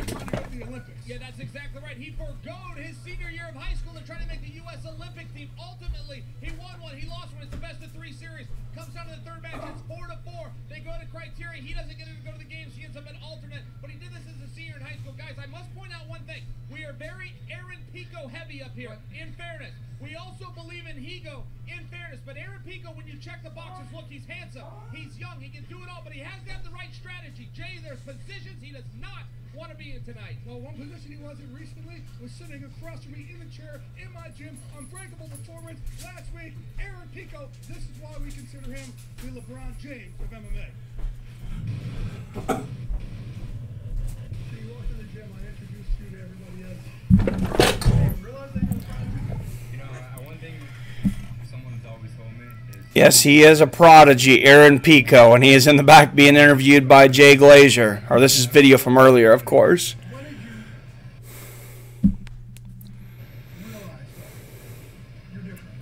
to be honest with you, Jay, I mean, I remember like it was yesterday. I was sitting in class in 3rd grade. Apparently, I wish Anderson Silva fought Gergard or Leoto. I think him and Machida were friends. I think they had a thing where they said they wouldn't fight each other. But yeah, that would have been great. I hope Jacare wins his next fight. His jiu-jitsu is insane. Yeah, Jacare shows a beast. He should. He's fighting David Branch. David Branch, I'm not sure who he pays to keep getting into big fights, but he loses every single damn one of them. You want to double your paycheck, just bet it on Jacare Souza against David Branch. I like to laugh at jokes, says LT. Judges just rolling dice. Dahmer, you police or what? I'm not sure what you mean by that. Turn your camera towards the monitor, Benny B. Yeah, it doesn't quite work that way, man. I got some issues. I've had some issues with that in the past. The problem is once a fighter is that good at a specific martial art, they tend to be old by the time they get to the UFC. That's true. It happens a lot. No, just mocking RTO. I hear you. DEA or ICE. What's up, Gina Revel? I am back. I never went anywhere. Well, I went over to this channel. But Fights of Friends never went anywhere. They suspended my stream on YouTube for a little while. Whatever. I'm doing this for love. I don't have my super chat or anything, but I'm just doing this for the love of the game right now. Please hit that like and subscribe button, though, because I am doing this to hopefully build this channel. November 19th, Fights of Friends should come back up, but of course we got a lot of fights in between now and then, including UFC 229 and 230. So it definitely would have been great to have Fights of Friends for the corner. versus Khabib fight. I expected to go over 5,000 subs with that fight, but there's no use in crying over it now. I'm just going to try and build this other channel until I have to go back. Lyoto beat Gergard. Yes, crazy that Chael beat Wanderlei and Rampage recently. I don't think Chael would be either in their prime. He just outlasted him. Well, remember what Chael did to Anderson Silva. Do people forget that? His wrestling's been great, and his striking is competent enough to get it down to the ground without getting knocked out.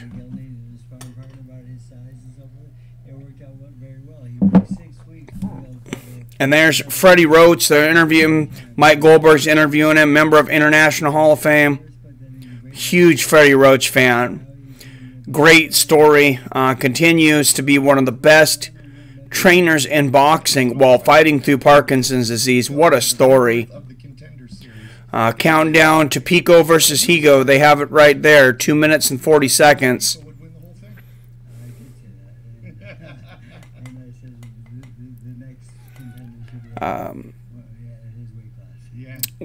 We can't because Fat Time will squeak. Yeah, I don't know if there was anything about him, Stewie. What's up, UK Red? Steam the fights? How do you steam fights? I don't even want to eat fights. Ice Cube. Who the hell do you think you're mocking, soy boy? Stream the fight. Chael was juiced, though. Before you kick me out, I hear your little cat. Go feed him. I fed him a little while ago, Canado. I don't know what I think he just wants attention now. But yeah, in the last stream we were talking about, JT was giving me shit about, oh, and there, look, I made it. I'm trying to be more advertiser friendly. I think I made it, what, 30 minutes without swearing? That might be some kind of a record. But, oh, he's fine. He just wants attention.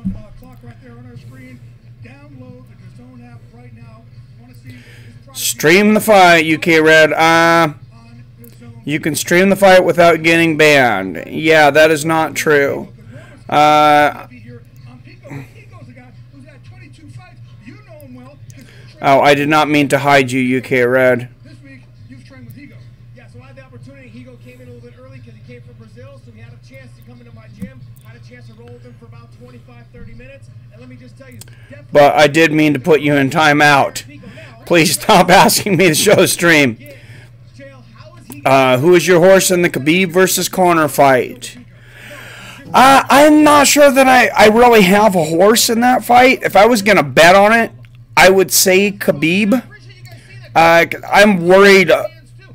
Conor's actions recently worry me. I thought he was acted very strange at the press conference. I think he acted very erratic. But Chael Sonnen's a guy that I respect his opinion very much.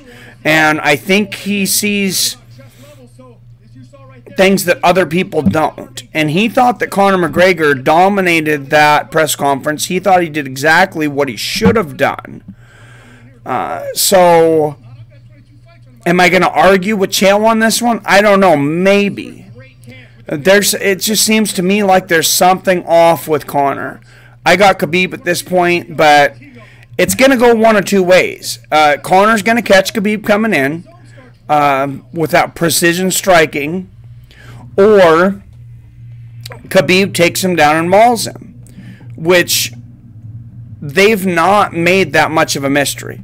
Conor continues to talk about how he's going to knock him out. Khabib says he's going to maul him. So, I mean, the game plans are out there. I don't think anything's going to switch up and Conor's going to go for a takedown or Khabib's going to try and stand and strike with him. Chael was juiced, though, Benny B. Before you... oh, I seen that one. Chael's wrestling is great unless you're wrestling John Jones. Part of that was a power issue. John Jones, say what you want about John Jones. His wrestling, for a guy that was never the greatest wrestler, this is a guy who lost to Matt Riddle in high school. And he's out-wrestled some of the greatest wrestlers of all time, really. Aaron Pico versus Leandro Higo. I should say of all time that have entered MMA. And obviously MMA wrestling is different, but he took down DC when DC couldn't take him down. That was very impressive. I love that Freddie Roach cornered GSP.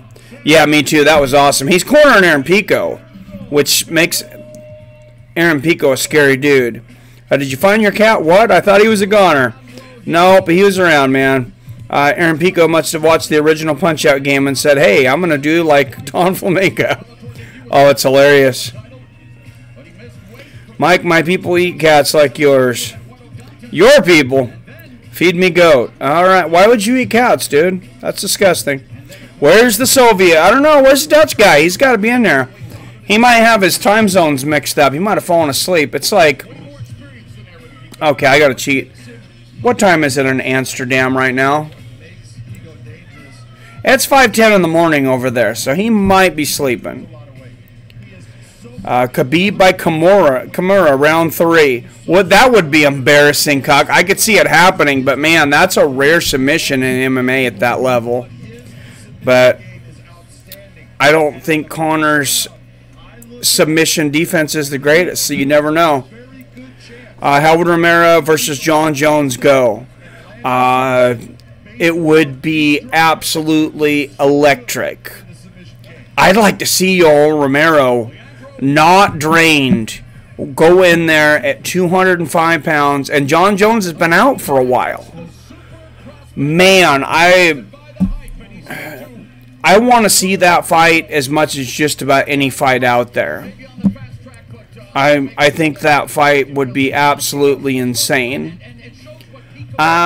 I would have to favor John Jones because I think he's a more creative striker, but man, Yoel Romero has that equalizer.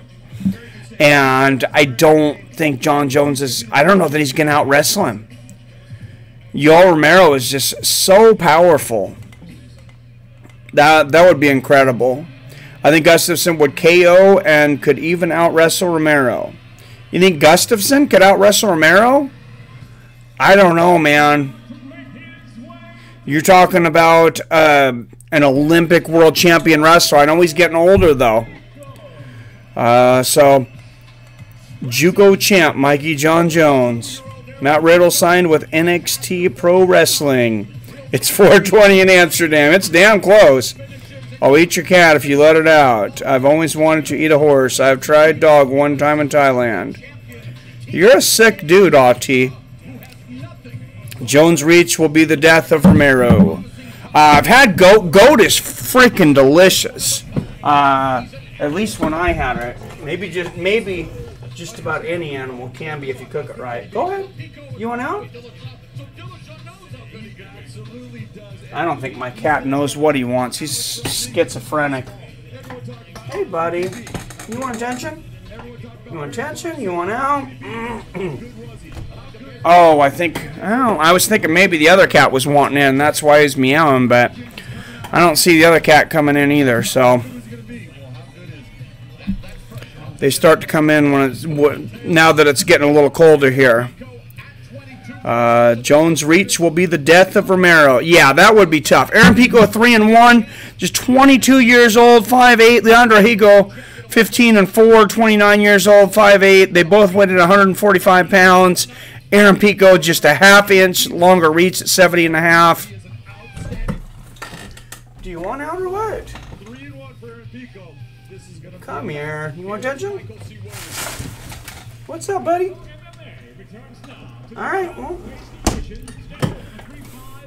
All right, Michael C. Williams, the ring announcer here. He's no Bruce Buffer, but he's not too bad. No, I had goat in a Mexican restaurant when it was closed. Leandro Higo, I don't know if it's legal. I think it's legal to serve now. At the time, I guess it was in Eastern Washington. We had some friends. At the time, my wife was working in a daycare because she's bilingual. She's fluent in Spanish. And we'd moved. She had her teaching degree from California, but she was still working with transferring our credits over Aaron Pico, all 3 wins in the first round, all 3 by knockout. And she was working with a lot of migrant workers. And one of them, her husband, owned a Mexican restaurant, and they invited us in at night where they would party and they would cook the stuff that they didn't serve to the customers. I mean, the good stuff. And we had cabeza, which is the inside of the cow head. And then we had goat, and we would have parties, and they would roast huge pigs in the backyard of the restaurant. It was a great experience. I miss Eastern Washington just for the Mexican influence there. You get the best Mexican food. Pico in the red gloves, Higo in the blue. Pico coming forward very aggressively, and maybe the reason that Pico is such a big favorite, part of it, is that he's had Freddie Roach in his corner. Nice body kick there from Pico. And he's got Higo on the retreat. Oh, nice combination from Pico. Left hook and a right hand. They exchange body kicks there. 420 left. Oh, big right hand there from Aaron Pico. And he is stalking. Left hook, straight right hand. Higo's gonna clinch him and throw some knees to the body and the head. We're trying to deter. Oh, big left hook and a right hand from Leandro Higo. Higo and Pico. Oh, left hook, right hand combo again from Higo. Misses that time, but he can get in there fast. Nice inside leg kick from Higo, and he seems to be settling down a little bit. Nice body kick from Higo. It seemed like, even though he's had way more fights, Higo seemed to have a little bit of nervousness coming into this one. And I'm not sure if it's that or if he's just a slow starter. A nice straight right there lands for Pico as he is the aggressor. Oh, and Higo catches him with a left and right hook coming in. Higo could put the lights out in this show easily. Nice leg kick there from Leandro Higo. And I'll tell you, oh man, nice shot. Oh, left hook to the body there from Pico. He can land that liver shot. He landed 2 hooks upstairs and a left hook to the body. Nice boxing, and Higo with a nice body kick there. Oh, big left hook and right hands from Aaron Pico. Right hooks to the temple, and he's going to the body. Left, right. Now he's going upstairs. Uppercuts, hooks, straights. Aaron Pico with a massive flurry. 2:45 left in the first round. And Higo weathers it, and he lands a low leg kick of his own. Oh, a nice 1-2 there from Pico, though. His boxing is on point right now. Oh, man, and Higo lands left hook. Oh, and Pico, left hook, right hand. Higo was hurt. Huge hammer fist. Aaron Pico, right hands, elbow. Oh, big right hands to the body. Left, right to the head. Oh, uppercut from underneath. Uppercuts against the fence. Hooks. Higo is reeling right now. Somehow Leandro Higo stands back up. Oh, big left hook, right hand. Right uppercuts. Oh, big right hooks. Aaron Pico is teeing off on Higo right now. Big left hook to the body. And Higo goes for a spinning elbow, and Pico lands a big right elbow over the top, and Higo falls over. Big right hands, and that is it. Aaron Pico, first round knockout. That is a huge victory. That is some of the best boxing to the head and body I have seen from any fighter in Bellator. That is the Freddie Roach factor. And Aaron Pico was saying, look at that. And you got to think he's going to have a message for AJ McKee after this. He's going to have a message possibly for the champion because he took him out more impressively. Or excuse me, not the champion. Rafael Carvalho is the champion in this weight class. AJ McKee's a champion. Big right hook right on the chin towards the end there. Floors him. Leandro Higo, tough dude. Pico, just his boxing. He got caught a couple times. But his boxing is just on another level right now. Big left hook to the body, straight right hand. And this is what happens. Big right uppercut and right hook. Man, and that fight probably could have been stopped a few times. Finally, Leandro Higo just stumbles. He could no longer stand. Delayed, I think, from a shot to the temple. And Pico lands a few more shots. And the referee realizes Higo can no longer intelligently defend himself. Yes, Matt Riddle did sign with NXT Pro Wrestling. I heard him in an interview. I think he was on Sherdog. He sounds very happy over there, so good for him. If you can choose any walkout song, what would it be? Well, have you heard Eric Clapton's Tears in Heaven? That would be my walkout song. Go Van! What's up, Walter Jr.? That used to be Young David's favorite fighter, is Wanderlei Silva, forever. I believe it still is, but he's not so much in MMA anymore. Khabib will KO McGregor. I know it sounds crazy, but watch. I could see it happening late as McGregor tires out. I've had rabbit before and hated it. I hear a lot of people that don't like venison, though, and they say it's gamey or whatever, and I think it just wasn't prepared properly. So that could be the case with rabbit. I've heard rabbit's very tender, and I've heard it's kind of like a in between chicken and lamb, which are both delicious. I love it. Good fight, you all versus John.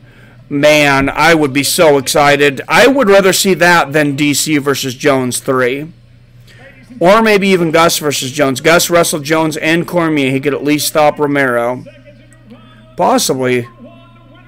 Just kidding. I was just kidding. I hate Thailand. I love cats and horses. I'm not a liberal. All right. You're confusing the hell out of me, Auntie. Whatever you're smoking, man. Rumble versus Romero. That would be great, but I don't think Rumble's coming back. Now, here's something that a lot of people hadn't talked about. Somebody just mentioned Anderson Silva. Anderson Silva's suspension is over. Now, Chael Sonnen was saying he doesn't know who else would step in if it's not John Jones at UFC 230. It could be Anderson Silva, and you want a fight that's gonna sell. This is a guy that's completely disappeared off the planet, Anderson Silva. Nobody's talking to him. Nobody's thinking about him. He could be somewhere training diligently. And what if Anderson Silva fights John Jones and they announce that, which I believe now they will wait probably to announce it at UFC 229. That makes that card an immediate $1 million pay-per-view buys without any hype whatsoever. You didn't have to advertise the hype. You're already at $1 million, and then you're just building. That's a possibility of $1.5 million. Working with the best coaches in the world. Am I all-around complete fighter? Oh, Pico was getting lit up. Romero would DC him, wrestle him till he outgassed. I fell a little behind here. Rumble hates wrestling now. He'd rather stand and bang. Would John Jones choose to just wrestle Rumble? I think so. Auntie, go, my go. Hi, what's up, Andre Jimenez? I have been trying to watch the event by Fox. Do you know where it's being transmitted? I'm not finding it. DAZN.com. It's a new streaming service. It's the only place, unfortunately, at least in the United States, it's being broadcast from. This Pico dude can bang. TRT Vitor Belfort versus Yoel Romero. TRT Romero would be a monster. Yeah, he would. Pico, woo. Change the title so we can see the fights and you can get subbed. Oh. What do I have the title as? Just in his, that fight here in Bellator, he looked like the guy who's had 30 fights or 22 fights. What do you mean, Jay? I have Bellator 206, Mousasi versus Macdonald. Yeah, everybody please sub. Everybody hit that like button. You'll have to tell me maybe I'm being stupid here, but I'm not quite understanding what you're saying.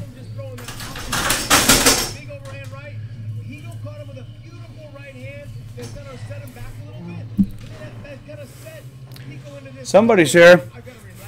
You okay? Hey, and a few more subscribers. Thank you very much, guys. 56 people watching up in here. This is great. What a great match. For those of you that just turned in, Aaron Pico put on an absolute boxing clinic against Leandro Higo, one of the best 145-pounders out there. It was that big right elbow to the temple that created the delayed effect. That was actually the knockout shot. Only 5 fights in, man. That kid is a scary dude. I challenge you to a grappling match. Mike, I live in Cedro, homie. Just kidding. You'd win. All right, Ati. I would take you up on that, though. Pico is the future. I'm sold. How can I see the fights, please? They are at DAZN.com. It is a streaming service, and that's the only one showing the Bellator tonight. Did you see Jack Swagger has joined Bellator? No, I didn't. I did see, though, that 50 Cent made an investment in Bellator. He's now an investor. He's a part-time owner, whatever you want to call it. I guess he's going to advertise some of his products on there, whatever those are. I know they mentioned one of them. I can't even remember what it is now. I think he might be selling a liquor, like Connor. I would walk out to the Def Leppard Strange Lady. Why doesn't your kid like MMA anymore, JT? Because I failed as a parent. I like birria. It's goat shredded meat in stew, Mexico style. That sounds delicious, man. Jesse Vargas versus Thomas Delore. That's coming up Saturday only on DAZN. DAZN.com, October 20th. Saunders versus Andrade.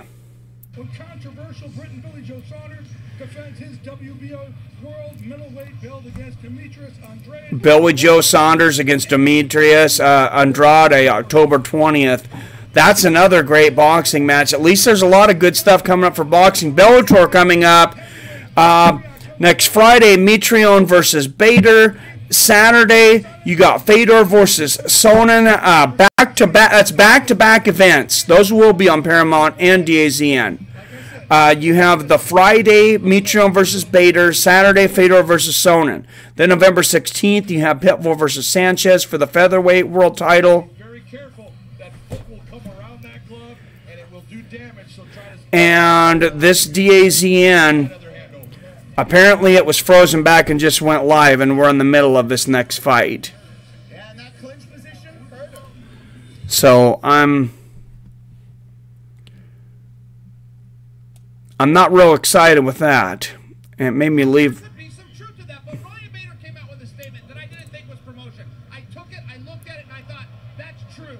And all Okay, and now I refreshed it, and they're in between fights here. I'm not sure what the deal was there. I think it might have glitched to the prelims, to be honest. Yeah, they're still working out some bugs on here. Bader makes a fair point. There is no doubt that Ryan Bader is the better wrestler, and after watching his fight... My walkout song will be anything from 2 Live Crew. This is way better than MMA Holes. Good commentator. Well, thank you, Gene Aravolo. I really appreciate that. Me and MMA Holes, we had some beef in the past. That's kind of over. He runs a great production over there. I work a lot on my commentating. If me and him could commentate and work on some things together, and whoever's doing the editing and production on his show, he's light years ahead of me on that. So I got to give him props on that. I almost wish we could get together and work together. I don't think he'd be up for it, and he's way over there in New York. And I challenged him to a fight one time way back in the day when fans were calling for it, and I didn't realize I'm a little bit bigger than him, I guess. But MMO A-Holes is crazy, TVMA, but that girl also makes it cringy. This show is more focused and level-headed. Well, thank you, Canado74. I'm smoking everything, but nothing is the grid around the earth, meaning that this is a simulation, and what if video game characters think they're in real life? I really want to know what you're smoking, Ati. Jones would kill Silva, says Fred the Shed. Easy. But it would sell fights. It would sell fights. He's too old now. The time for that fight has passed as far as being what it should have been, but it would sell fights. I'd buy it because you never know. Tonight, Douglas Lima versus Andrey Koreshkov, of course. Paul Daly versus MVP in the Welterweight World Grand Prix. Oh, now they're talking about the 50 Cent thing. So 50 Cent is throwing in, he's throwing in $1 million of his own money. That whoever wins this welterweight tournament, 50 Cent is going to pay them an additional $1 million. And what he's going to get out of it is he's going to promote his product. I like that he's giving the money to the fighters. Actually, I love that. And it's not a bad deal for Bellator on the other side either. What he needs to do is he needs to stay off his back. That's the very first thing. Against Koreshkov, though, Koreshkov's been able to take him down in every single Do way better commentary than MMA holes in food fights. The only thing why I like food fights, as you can see the fight in the background. Yeah, I think they've had several channels now, I want to say.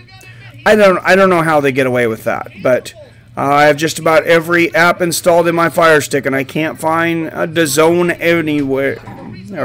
I have Fire Stick too. I didn't look for it. I'm watching it on my PC. But yeah, Otis says I'm just playing. I hear you, man. Dan Noon, who won the fights? There's just been one big fight so far. Aaron Pico, first round knockout over Leandro Higo. Did Pico do his Don Flamenco thing? He was pretty fiery. I don't know about Don Flamenco, but is this like your fight watching den with a curtain wall to keep away the noise? Yeah, it's to keep away the noise. Yeah, I can't really move this around too much. So this is actually the corner of my living room. I have a huge living room, and obviously I'm sitting at my desk. Here in front of me is my monitor, my mic, my camera, and then yeah, I put this. This is just curtains on a rolling rod thing to have kind of a background, and then these are just the curtains from my window. But yeah, that's to kind of block out the family, insulate them a little bit from this. Here's the odds here. Betting odds. Ed Ruth, 1,200 to 1 underdog against Neiman Gracie. Wow. There is no doubt that he is the sleeper. Ed Ruth is for sure. Wow. I might put some money on Ed Ruth in this welterweight tournament just for that fight. Just for that fight. He's not going to win the whole thing. I'm not sold on Neiman Gracie as a dominating, complete MMA fighter, though. I think he has a lot of holes in his game. Luxury champagne, 50 Cent. That's right. Thank you, None Your Business. Thanks for tuning in, man. 7. Damn, completely forgot about Swagger. Want to see him fight. Bellator history book. Most knockouts. Douglas Lima tied for second with 8. Andrey Koreshkov tied for third with 7. This is going to be some fireworks, guys. This, like I've said, could be fight of the night, and this could be fight of the year. Not just for Bellator, but for all of MMA. These guys are 1-1, and they are absolutely electric when they get inside the cage together. I would walk out to shook ones. Bellator tournament gets $1 million in cash. Winner. Well, they get more than that too, but they get the $1 million from 50 Cent, which is pretty cool. Well, they've seen how successful that has been for PFL. Man, they've gotten talent from all over the place. So here's how it started. Back in December of 2015 was the first time Douglas Lima and Andrey Koreshkov fought. Koreshkov just completely dominated Lima. with next level wrestling, Khabib style. It was really a Khabib-like performance. I know I've compared those two, Koreshkov to Khabib and Douglas Lima a little bit to Conor McGregor, but I don't think it's the worst comparison in the world. Moved to November 2016, the second fight. Douglas Lima finds the leg kick. Instantly lands a ton of leg kicks, and that throws Koreshkov's timing off for the takedowns, and eventually it sets up a huge shot there, and Douglas Lima takes back the title from Andrey Koreshkov in the rematch. And a trilogy fight to open up the Welterweight World Grand Prix. What a great idea. And I love that Bellator is bringing back tournaments. I love how they're doing it, too. It's incredible. Is it true that Van had to get facial reconstruction? Yes, he's had facial reconstruction. Quite a bit. He definitely would not look that good.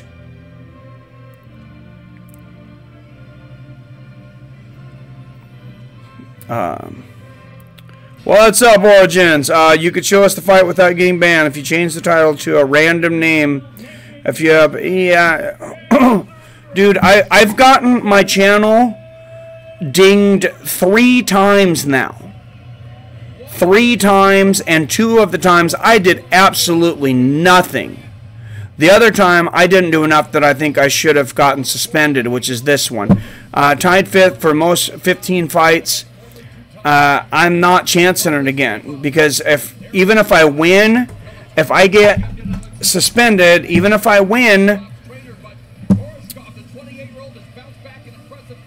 a challenge, it might not go through in time for me to be able to stream the Khabib versus Conor. So I can't do it, man. Who do you have in the Rampage fight? Going by the odds, I have Silva.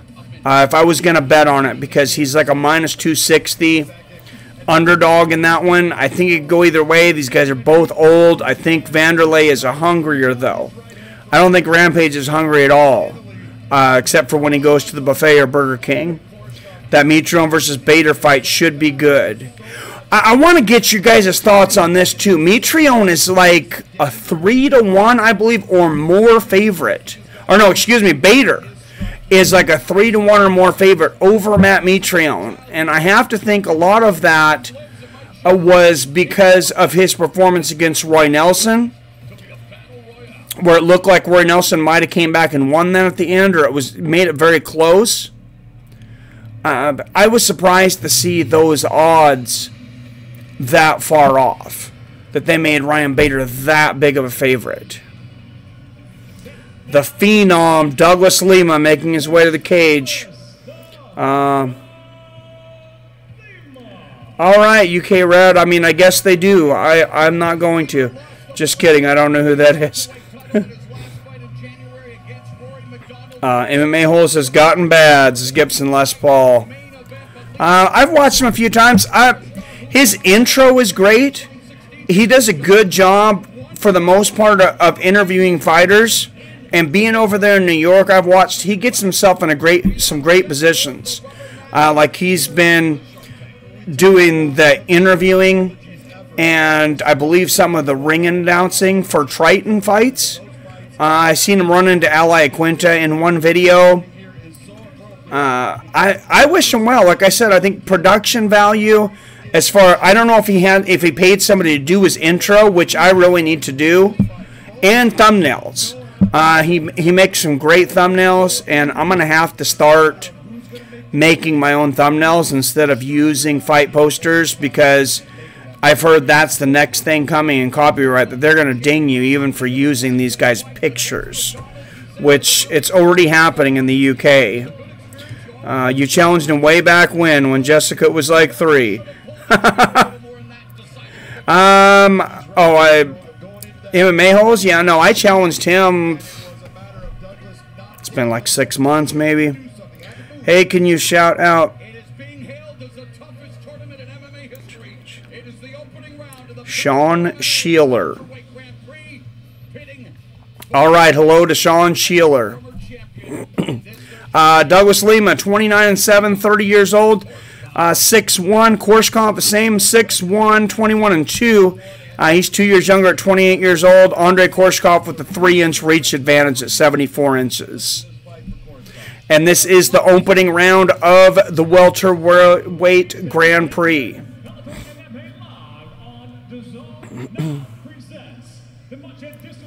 I'm up. All right, what's up, Archangel? Yeah, I just came from a live chat, and yours is better to watch. Well, thank you, Lex. I appreciate it. Yeah, but all that flashy stuff is all filler, no thriller. If you're a fight fan, art is all you need to fight. Well, thank you. Do you know if the UFC 229 next week will be on Fox? It will be on pay-per-view, for sure. Remember Nagano? That guy had potential. He did. I like your style. It's somewhat old-fashioned in a good way. Well, thank you, Blurry Vision. I bought DAZN just to watch MVP versus Daly, but there's some good boxing in Combat America. Is it that the MVP from wrestling that you're referring to, Mike? Oh, it's Michael Venom Page. Dean, the kickboxing phenom. He'll be fighting here soon. In other words, 50 cents is $999,000 in debt. Oh, I love it. Good, 50 has money now. He was bankrupt some years ago. Now 50 has money. He shows on HBO. I think he co-produces. Don Flamenco does that Matador move that Pico does. I hear you. I want to see 50 versus Joe Rogan. Oh, Joe Rogan would destroy him. Let's talk about the Khabib versus Conor stare down. Conor looked off at the press conference, even a little weak. Neiman Marcus has a better chance of beating Ed Ruth. Neiman Gracie, you mean? Yeah, I really don't like 50 Cent, but I like some of his music. Who you got for TJ versus Henry? I got TJ in that one. All right, here we go. Lima in the red, Koreshkov in the blue. These guys tied for second and third for most wins by knockout in Bellator history at 7 and 8.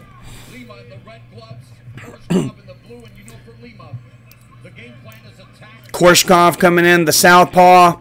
High hands, very high hands, almost like a Vladimir Klitschko style. Nice kick to the body there. Oh, nice spin kick to the body from Koreshkov to answer Lima's shin kick to the body. 4:20 left in the first round here, and already some fireworks.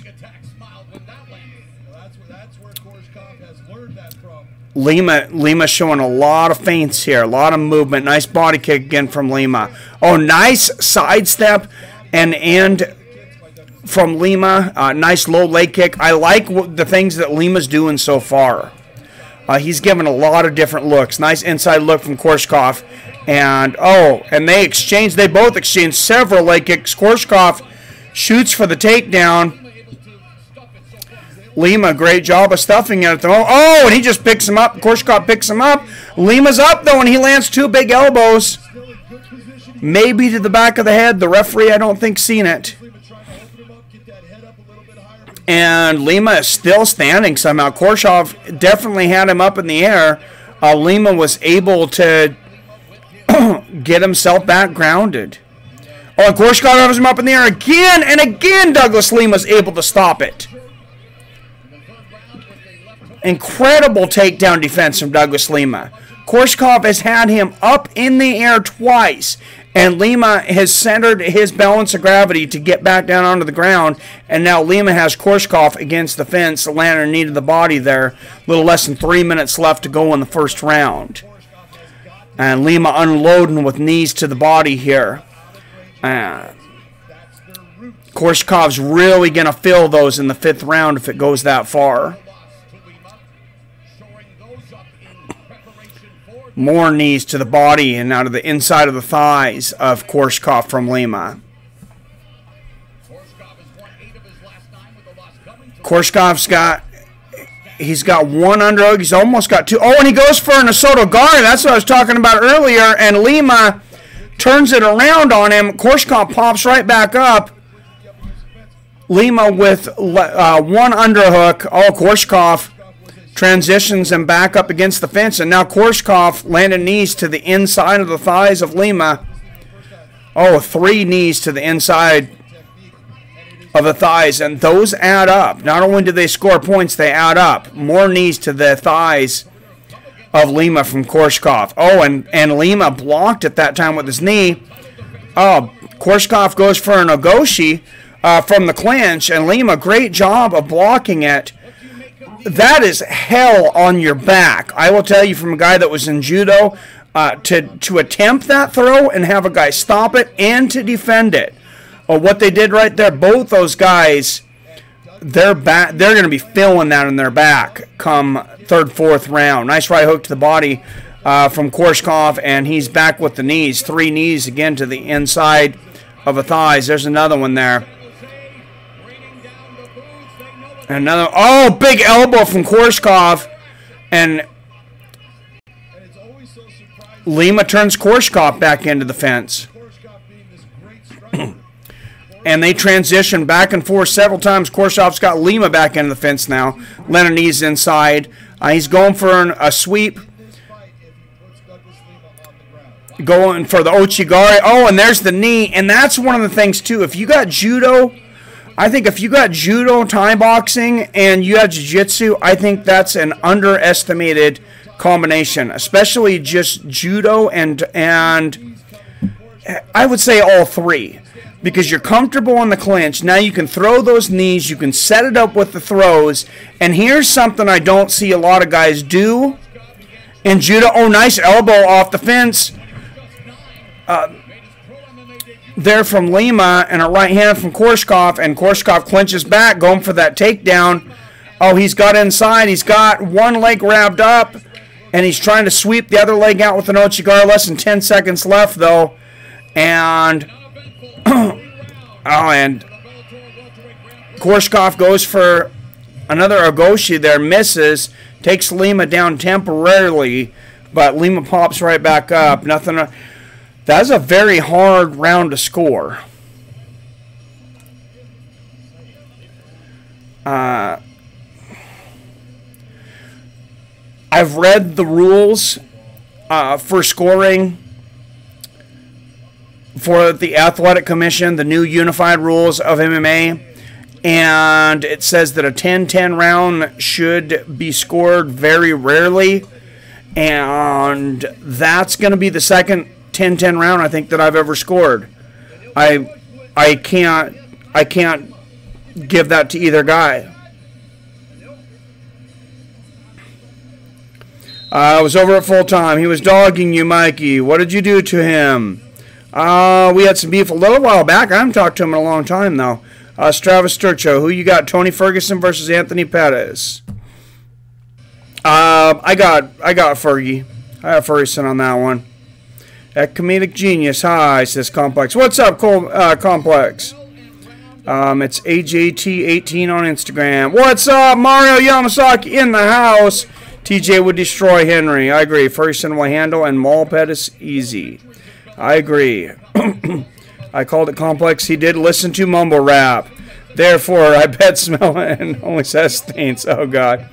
It's my first time there. Didn't want to get banned on the first day. All right, here we go. 30 seconds into this second round. A lot of filling out from the outside, and the crowd's been a little impatient with this. But both these guys have felt the power of each other through 2 fights, and they've shared 50 minutes. Well, not 50 minutes, 25 minutes in the first fight, and I guess the last one was a knockout. They shared a lot of time in the cage, though. Nice body kick there from Lima. Oh, nice body kick back from Koreshkov. And they're just kind of standing in a kickboxing match right now. Oh, nice left hook there from Koreshkov. And Koreshkov fakes the left hook, goes for the shoots for the takedown, and Douglas Lima, great reflexes, great takedown defense. I'm really impressed with Douglas Lima's takedown defense tonight. Oh, a nice elbow off of the break there for Lima. 3:30 left in the second round. Oh, and Koreshkov goes for a head kick, misses, and Lima lands a leg kick and a straight right. I really like Lima's rhythm tonight.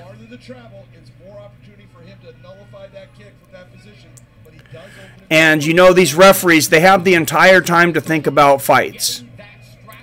And now that I think back on the first round, you don't want to wait too long. But I'm actually calling this 10-9 Douglas Lima right now. And 50 Cent right at ringside. Oh, nice body kick and a leg kick there from Lima. And I think Lima's doing enough to win this round. Nice body kick there from Koreshkov, but a left hook and a right hand from Douglas Lima. A little less than halfway through this second round. Koreshkov just measuring. Lima landed another body kick.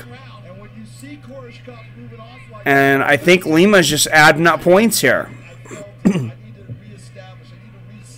Yeah, these judges take forever, especially in boxing, sometimes to add up their scorecards.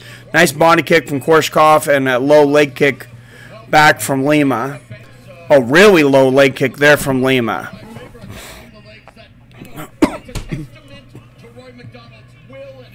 And Lima now the aggressor.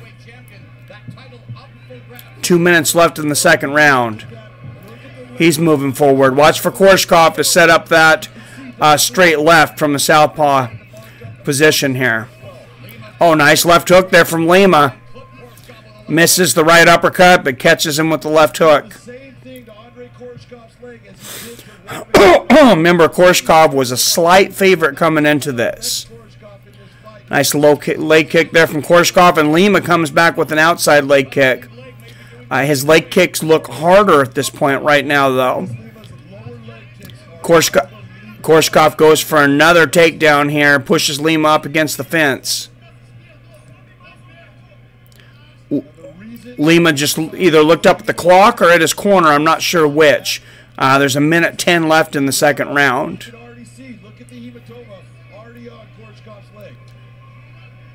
Oh, and they exchanged knees on the fence there, but Koreshkov's already got some big swelling on the knee from those hard leg kicks from Douglas Lima. And, of course, in that first round, he did some good knee work up against the fence to the body and the legs. 45 seconds left in the second round. Nice right hand off the fence there from Douglas Lima. And Koreshkov lands a knee to the body. Oh, that is an underutilized technique. That one's going to be hard to explain a little bit. Lima off the fence there. He hooks his heel around the back leg of Koreshkov and then just strikes down with momentum with the heel on the back of the calf. Now, that is when you go to one full side of the body and pull the person in. That's what an osotogari is, kind of, except for you trip them with the leg. But just, oh, wow, spinning wheel kick from Koreshkov, barely misses. And he goes to the takedown, but close doesn't count, and I got to give that round again to Douglas Lima. What about you guys? Anybody who's watching this on DAZN, I'm curious how you guys are scoring this.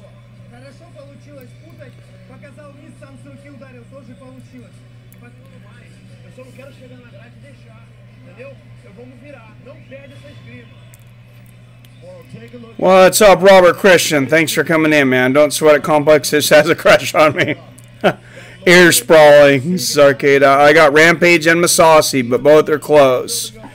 JT, we are opposite a lot of the time, and honestly, I think JT wins more of them than I do. Well, to be fair, so do I. But Mikey is my #1 boy. All good. Well, thank you. I appreciate it. I'm going to mock you, genius. What's your thoughts on Bellator charging for fights now? Well, this is the first one. It's a streaming service. I don't know what they're doing here. I don't see how this could be particularly successful. I don't think DAZN's been out for long enough. Nice body kick and a leg kick there from Lima, and a front body kick there for Lima. Nice low leg kick for Lima. I think a lot of people are going to end up getting DAZN. Part of it matters. We don't know how much DAZN paid Bellator for this deal.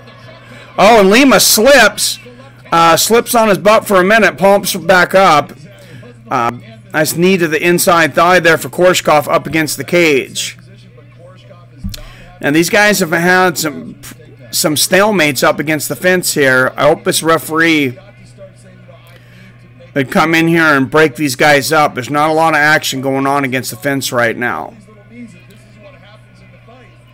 They're not even landing the little knees, so he needs to get in there and break it up.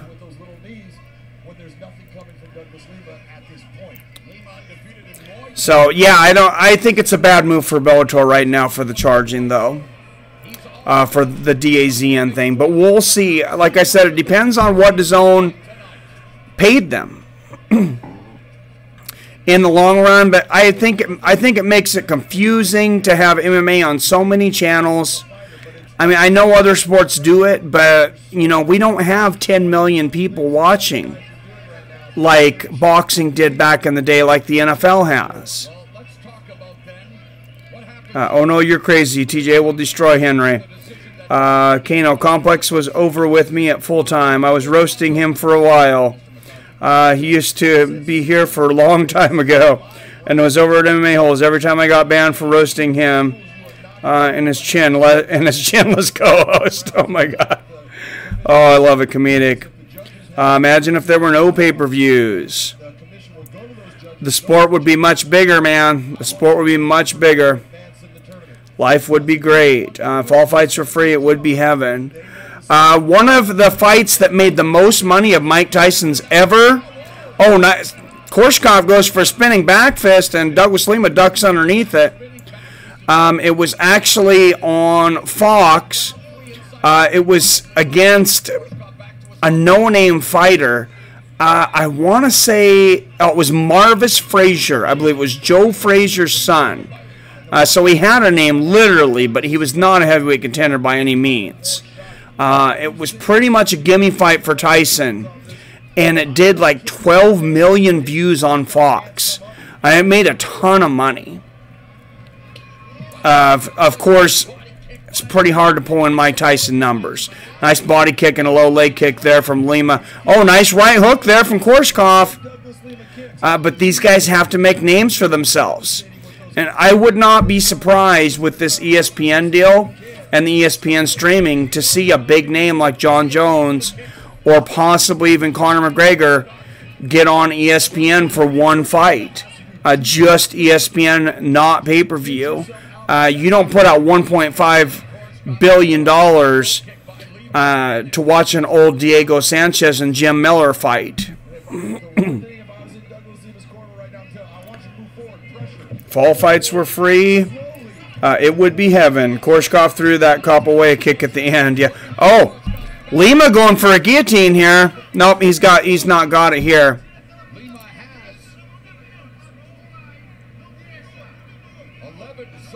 I don't think he's in deep enough. He does have 11 submissions. Koreshkov with great submission defense, though. I don't see Lima pulling off a submission, but great wrist control here from Lima. And Koreshkov gets back up. Lima pushes him back down for a minute, and nice knee to the stomach for Lima.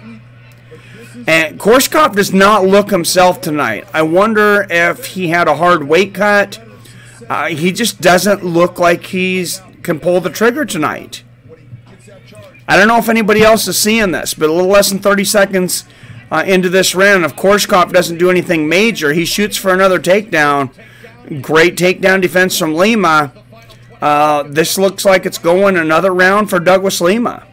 Are you surprised at all at the way this fight has played out, John, knowing what we knew coming? Does anybody remember the Korean Zombie submission was on Garcia? Korean Zombie was awesome. JT, you mean the internet? Yeah, she does have a terminal case of receding chin. Who's winning? I would say Douglas Lima, 3-0. What's up, Dutch guy? We were just talking about you a little while ago. It's like freaking 6:30 in the morning there, you crazy son of a bitch. Oh, second time I swore. I'm not advertiser friendly, I guess. I'm not monetized right now anyways.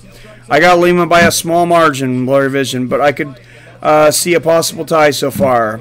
I'm going to take your girl, but in your case, genius, a guy. In this welterweight grand All right, Auti. Finding Noah says Fred, do you think Corey would beat Manawa in a rematch? I think I would favor him. I don't know. I'm not super impressed by either one of those guys, to be honest. Or OSP.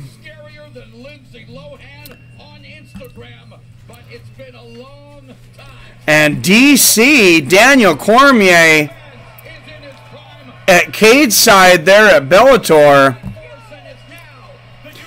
The UFC light heavyweight and heavyweight champion. The most powerful fighter on the planet right now. I got to say right now, Daniel Cormier is the baddest man on the planet. Wow, if Francis Logano loses a third in a row, he'll have walking papers and he'll be in Bellator. All right, here we go. Fourth round.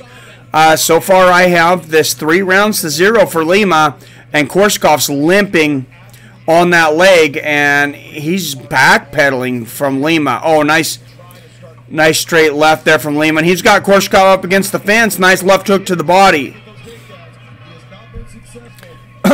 Koreshkov is either playing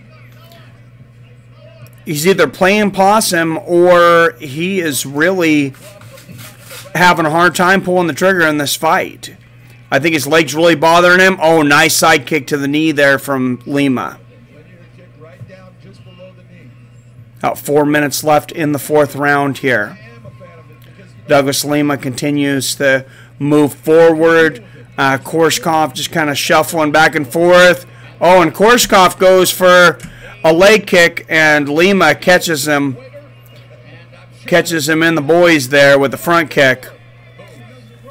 So that's going to give him a few minutes of much-needed rest. Let's watch the replay here and see. Yeah, it's a front kick.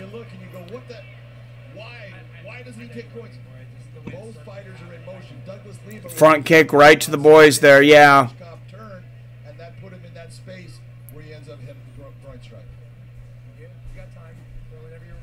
So the ref's telling him, you got time. I don't think you say a whole lot to Lima right now.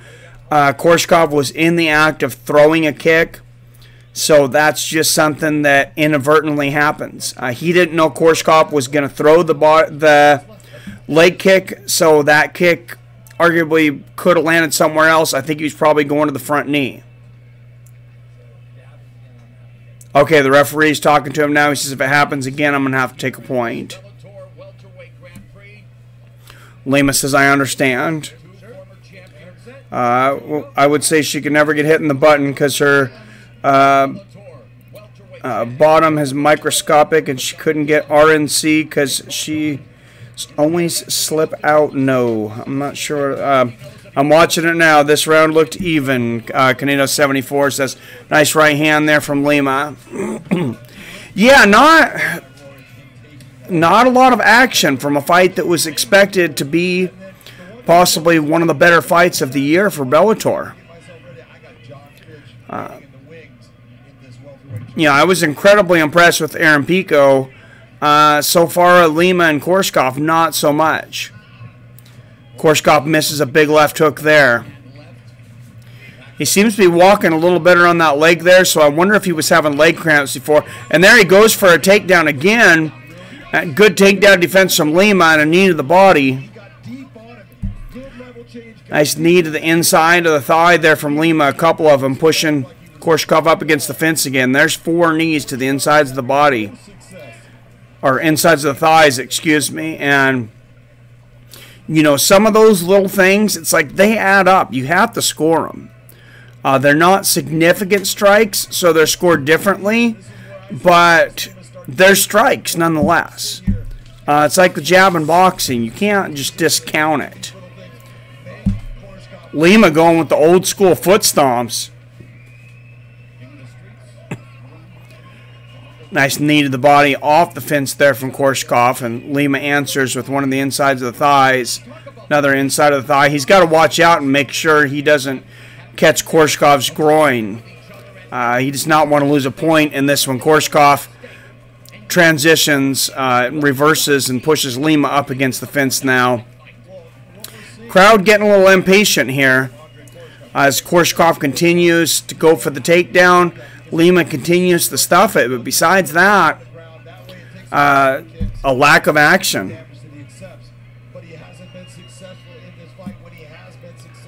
Genius, I got ass, so you can't flash. Chaka chaka, buddy. Boy.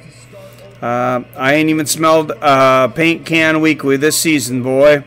Who's winning this fight anyways? I got Lima 3 rounds to 0, but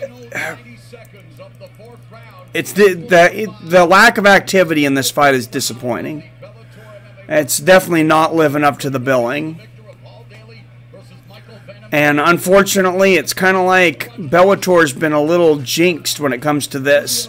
They put good fights on paper, and sometimes they don't always live up to the hype. And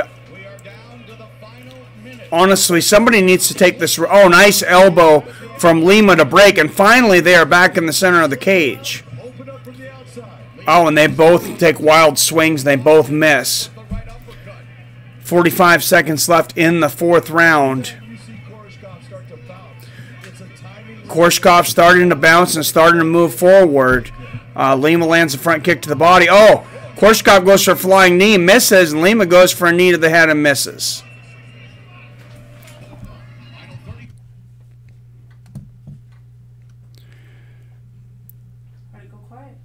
So yeah, this the zone. Still having some freezing problems. They've not got this down. It just refreshed, and that was the end of the round.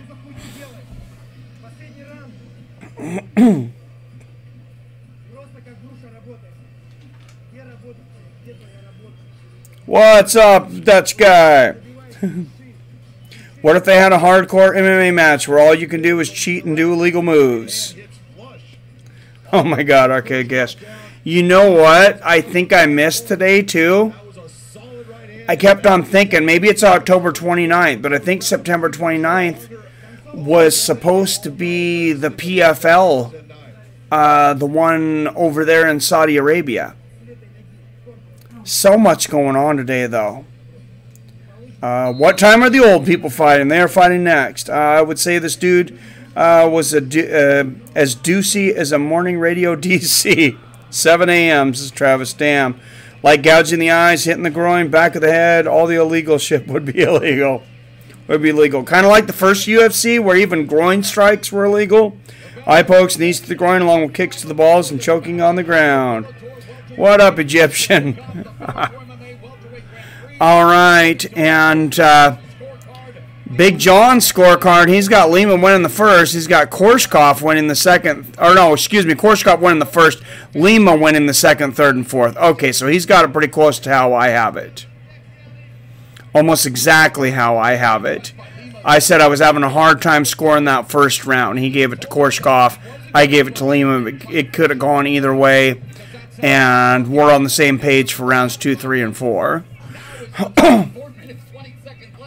If anybody's qualified to judge a fight, it's Big John McCarthy. Oh, nice body kick there from Lima. But I said Koreshkov just having issues pulling the trigger tonight. And I got to really give a lot of credit to Douglas Lima for the takedown defense tonight. But Koreshkov did not seem to have the energy and explosiveness that he's had in the past. And I wouldn't be surprised if he was having some dehydration issues. And those knees to the body that Lima started in the first round did not help, I guarantee. Nice straight right there from Lima. Lands right on the eye of Koreshkov. Oh, a nice left hook from Lima. And another right hand left hook. He's starting to put together some punches. 3.5 minutes left in the 5th round. Lima would really love to not see this go to the judges. Whoa, Koreshkov goes for a spinning wheel kick there and misses. Lima misses with a wild uppercut. Koreshkov put his hands down there for a minute, tried to draw Lima in. Lima didn't bite. Koreshkov comes back out. 3 minutes left in the fight. Nice low leg kick there from Lima. Oh, nice right hook. That grazed Koreshkov from Lima for sure. And sometimes those grazing shots, if you hit the button on the jaw there or the temple, those grazing shots can be the worst. And Koreshkov shoots for another takedown, and Lima has just had incredible takedown defense tonight. Oh, and he gets the back of Koreshkov, and he's landing hooks and uppercuts from behind. Oh, Lima could get hooks in here. He's looking to his corner, asking what to do. He's landing left hooks and hammer fists here. And he's not getting a lot of resistance from Koreshkov. I think they're... Oh, and he's got hooks. He flips Koreshkov over. He might get a choke here. This is deep. This is very deep. He's got an anaconda choke, and he is completely underneath the neck, and Koreshkov is out. He is unconscious. Douglas Lima, 5th round submission victory, anaconda, and Koreshkov is completely unconscious. I'm not surprised that Koreshkov didn't tap, but there was something going on with Koreshkov tonight where he looked very weak. And that's something, too. It makes it really hard to pick fights. Unless you know what a guy went through in training camp, you know what illnesses he's had recently, what his weight cut was like. So many factors. Great finish there, though, from Douglas Lima. Makes up for all the inactivity in certain spots of that fight. And a lot of that inactivity was from Koreshkov backpedaling. Yeah, and going in greasy as hell with glass glued to your gloves. Oh, like old school, like, what is that, King of the Kickboxers. Wouldn't it be awesome if ESPN had Jones for their first fight, and they even was sponsored by Coke? I could see, you know, Dana said that he wanted John Jones to fight beginning of 2019. That's the beginning of the ESPN contract. They paid $1.5 billion. They're going to want something really big for that first fight. Really big.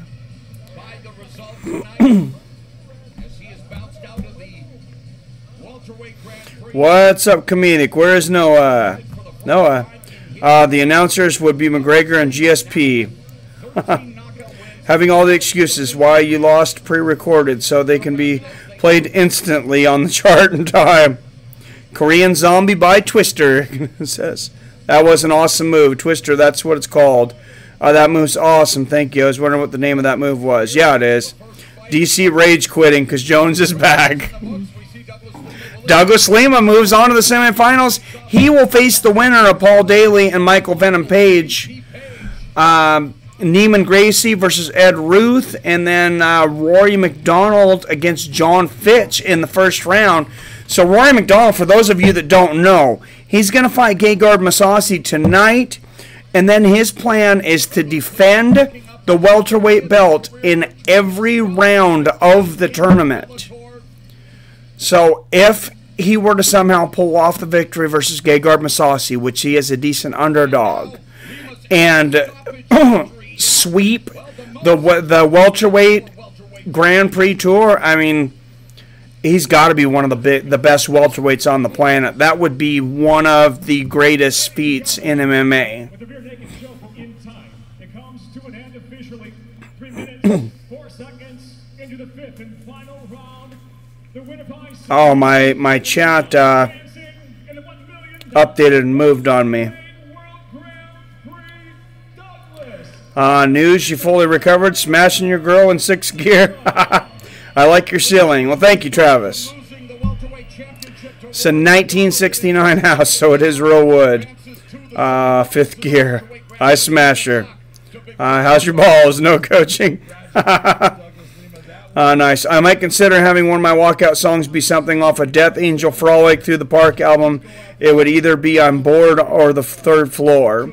I was joking about the Tears in Heaven song, Eric Clapton. Probably I would do something probably from Rage, but that would be pretty morbid to come down to a funeral song. You have a butt chin genius, and I can catch a butterfly if I'm swimming. Oh my God! All right, F Bellator. All you have is has been fighters, and you want to charge for your fights. Yeah, well, it's not pay-per-view. It's the DAZN but it's a $10 a month service. They're going to have a lot of boxing on. It's just getting to be a lot to keep up with. Of course, for those of you who didn't see, HBO just got out of the boxing game. So if you were in HBO for the boxing, you're going to get a better deal on DAZN. I don't know that you're ever going to get a better boxing production than HBO was. That was the best fight production I've ever seen. The lights, the photography, it was like an HD movie. Multi-million-dollar production.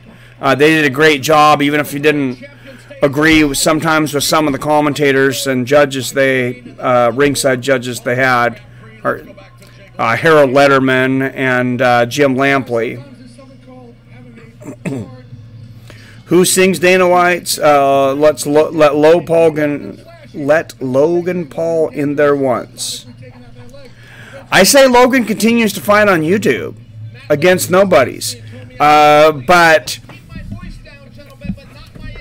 something that I think somebody should go for is Sage Northcutt has been actually talking about fighting Logan Paul on YouTube. He's a free agent right now. His UFC contract is up. I say take the money and run.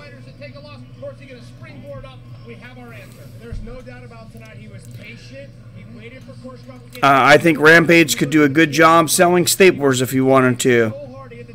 Alright, I'm not sure why staplers, but Pico win? Yeah, Pico first round knockout, Stewie. Dana cannot swim in my bathtub. It's that deep.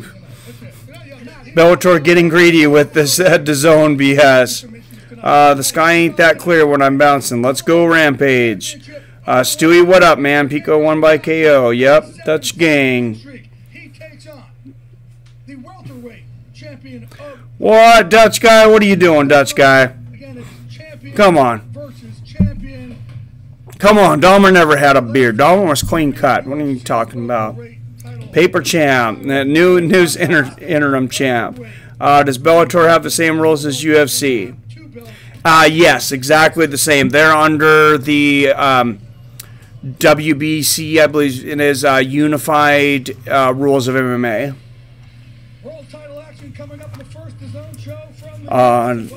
UFC 230 main event, Stewie versus... I'll sell a laptop and not feel bad about it, but you can't get comedic genius, you tree-hugging chunk. I can barely understand what you're trying to say, AT, but whatever you're smoking, man, it seems like you're having a good time, so... Is this dude in his bathroom? Looks like a shower curtain, says Judd. Is this a shower curtain, my wife? No.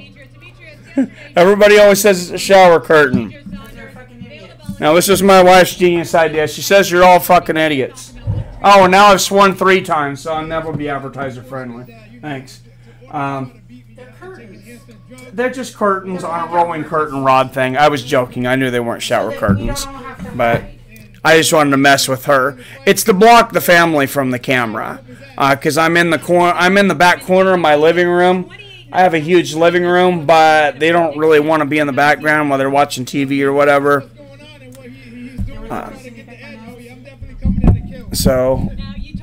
Yeah. Probably. Dutch guy says reviews it all. Props to Koreshkov for not tapping.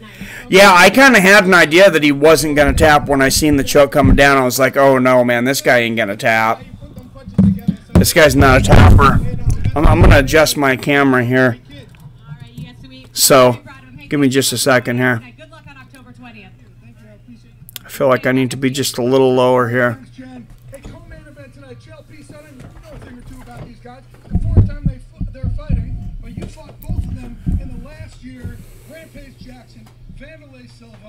legends in this sport. Not sure why it looks a little different on my.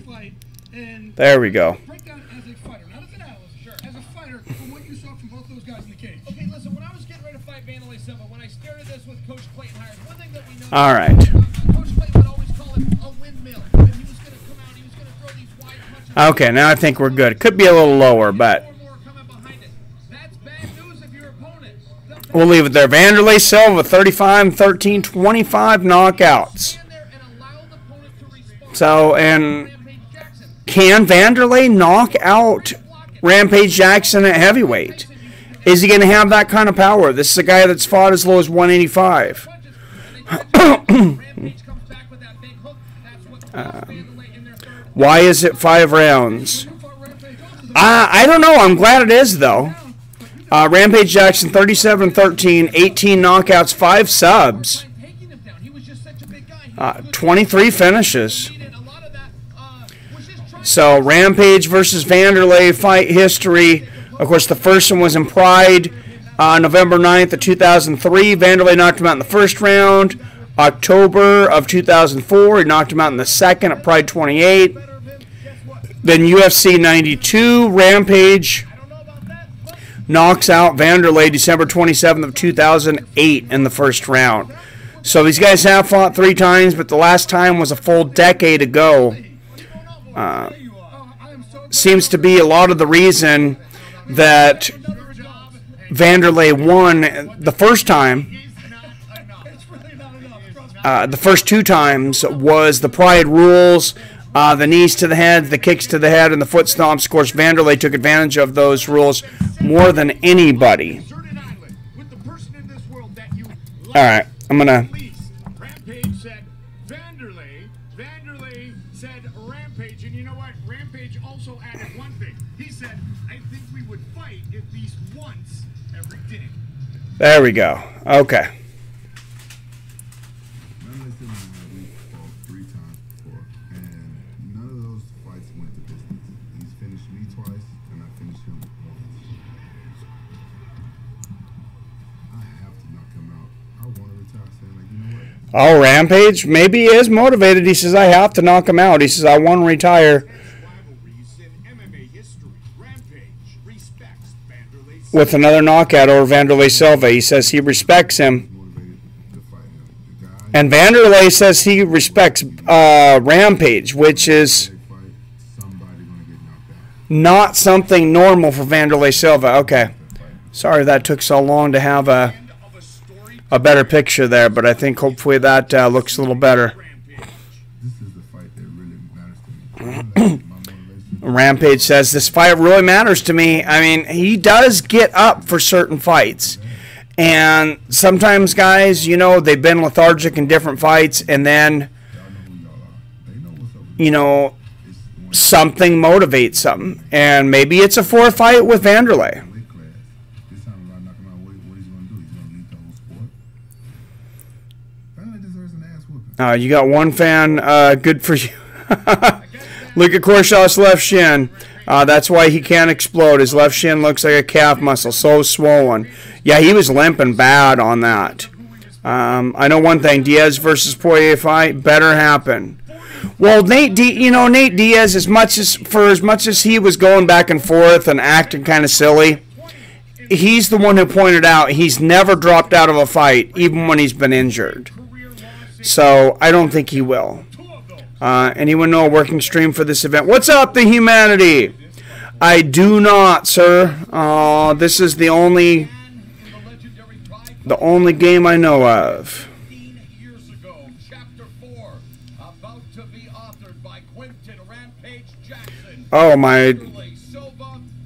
Sorry, my chat order just went bonkers on me. Bring on the main events. Oh, my God. Okay, yeah, in between rounds here, I just want to say... I seen something about donations. If you could hit me up at paypal.me/fightswithfriends, it would be greatly appreciated. My super chat is demonetized. That's why I'm on this channel. I have to get up to 1,000 subscribers on this channel before I have super chat. But if you have a PayPal at all, is all you have to do is type in paypal.me/fightswithfriends. If I could at least get enough donations to pay for, you know, the pay-per-view on October 6th, that would be greatly appreciated. Wanderlei Silva dominated Pride Fighting Championships as its 203. And Wanderlei's still coming down to the old Pride music all these years later. He defeated Rampage Jackson in the final Viennese. And maybe that's a Their second meeting, I was ringside. maybe that's a message to Rampage. Halloween night 2004, John. It ended with one of the most iconic knockouts in MMA history. That's what Sorry guys, this stupid tripod is driving me nuts and I don't want to have any issues with it falling down on me, but finally got a piece of revenge. He did get a piece of revenge, bro. He hit Wanderlei with a left hook that put him unconscious before he hit the ground. And it's the shot after that Wanderlei wants to pay it back for him. He got hit with a shot after he was out, and he says, I have something to give him back. when Wanderlei says he got hit with the shot after he was out, and now he's got some revenge for Wanderlei. past their primes, but this grudge is alive and well. Go to Rising Tides. Wanderlei Silva. Yo News, your predictions for next week. I'm an HBO for the real sex. Hey, bud, thanks for reading my comments. No problem, Judd. It's funny when they thank God for being able to smash someone. I have always had like some kind of, you know, mixed emotions about that. That's a hard one, man. You know I'm a Khabib fan, but his footwork and his boxing defense is not on the level that is needed. I think Conor, Humanity, yeah, Rising Tides. PFL is on October 5th. Yes, it is. Thank you for reminding everybody, Daniel York. First round of the PFL playoffs, October 5th. So that's going to be back-to-back streams. October 5th, we'll have the first round of the PFL playoffs. And then, of course, October 6th, Khabib versus Conor. Rampage Jackson with the howl and the chain. And see, I love how they have the huge jumbotron in the background. They still have the big ramps and the lights, the big names and everything. I know UFC, I know what they're trying to do. It's like an old school thing, you know, where it's like just put on your shoes, no socks, old school Mike Tyson style, and walk down to the cage. But I don't think there's anything wrong with entertaining people before the fight. 23 wins by knockout or submission for Rampage Jackson in his 37 wins. He is a grand chin fighter. So Dutch guy thinks Conor will tag. We might have to come out, think of something. You guys think of something. Me and Dutch guy, Open up with punches I want to bet you on that fight something. Something on our channels. I'm going to take Khabib in that one. And maybe each of us has to stand out and record on a street corner, you know, on our underwear with a big sign that says, I shouldn't have doubted Khabib Nurmagomedov. He's the greatest fighter in the world. Something like that. Logan versus Cyborg. Bare knuckle. Oh, God, Logan would get destroyed. Looking for a flash stream. Well, I don't know anything about it. Sorry, Humanity. I agree, News. That's your fight, Dan. Your wife made me cry. Dean says hi, honey. I say Sage Northcutt kills him, but I was thinking more like long lines of CM Punk, who might even be able to hold his own with him. Who knows? Yeah, I'm not even sure how CM Punk would do against Logan Paul. I don't smoke. I get the natural moo rock, baby bear, chaka chaka boy. I think you're Auntie, I think you're on like some heroin or meth or some shit, man. Rampage weighing in at 254 yesterday. No offense, but you're a little out there, man. You be you though. It's entertaining.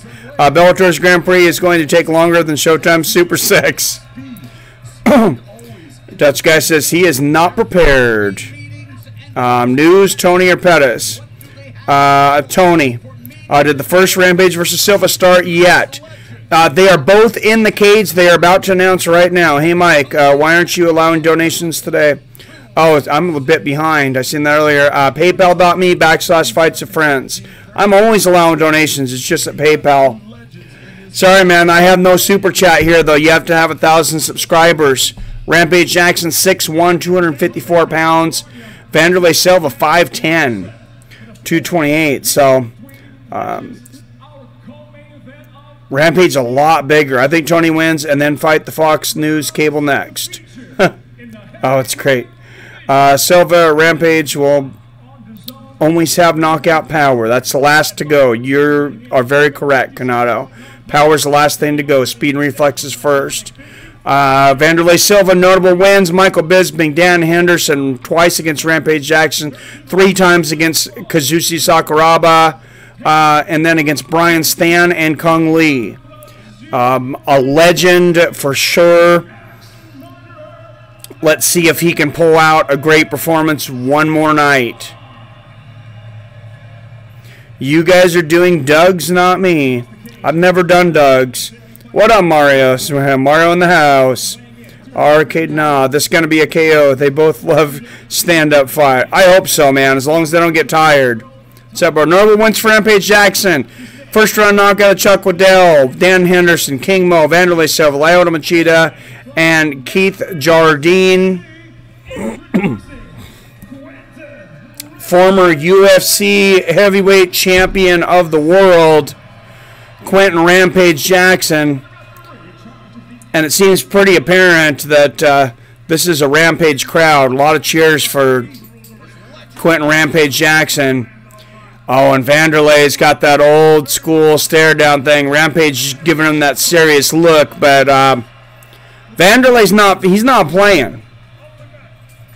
I promise you, Rampage is motivated. He will definitely KO Silva, probably. Just enjoying the fights and reactions. Thank you. I hope they go all 3 rounds, and in the third, they look like they're underwater. All right, here we go. First round. Oh, it is a 3-rounder. Jackson in the red gloves, Silva in the blue. 23 wins by knockout or submission for Jackson. Silva 25 wins by knockout or submission. Rampage looks so much taller. He says he's 3 inches taller than Wanderlei. He looks a lot more than 3 inches taller.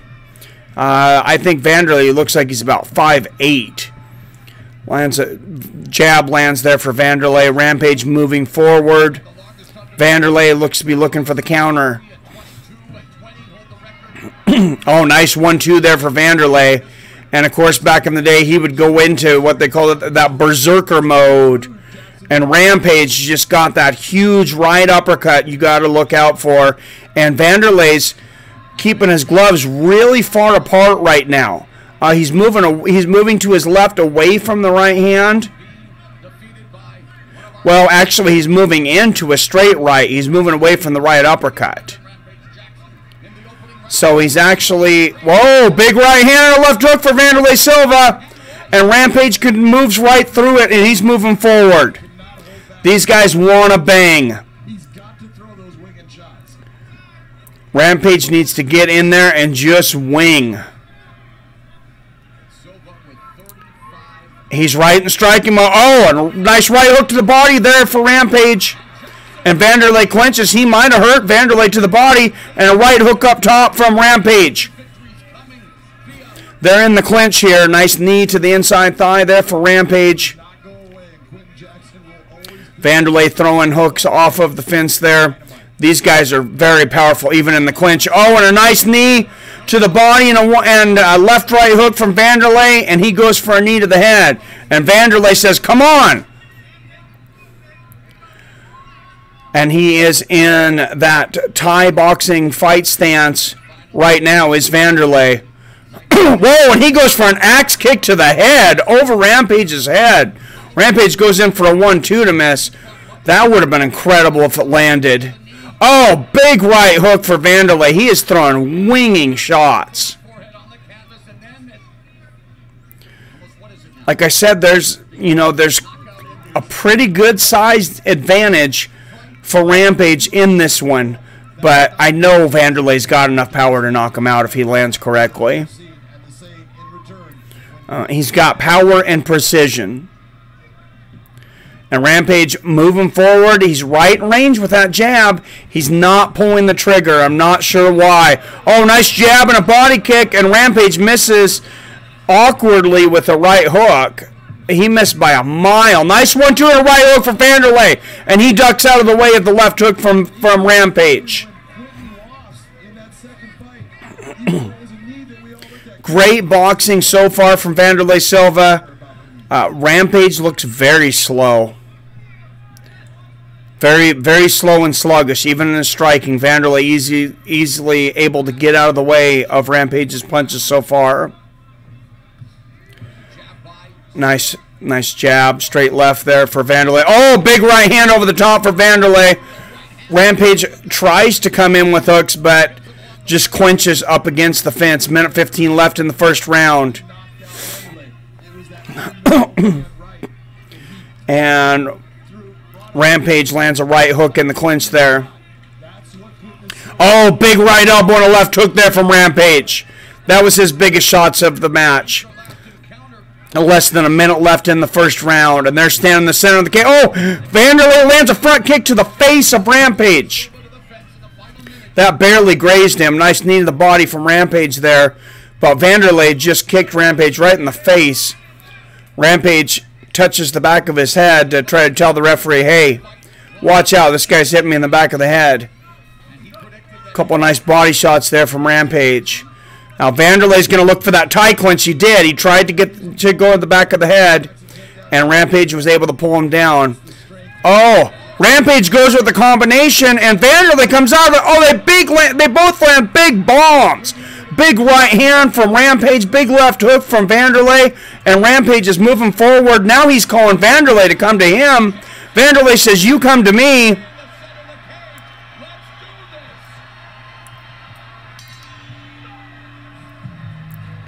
Both of them calling each other to come into each other there at the end of the round after a big combinations.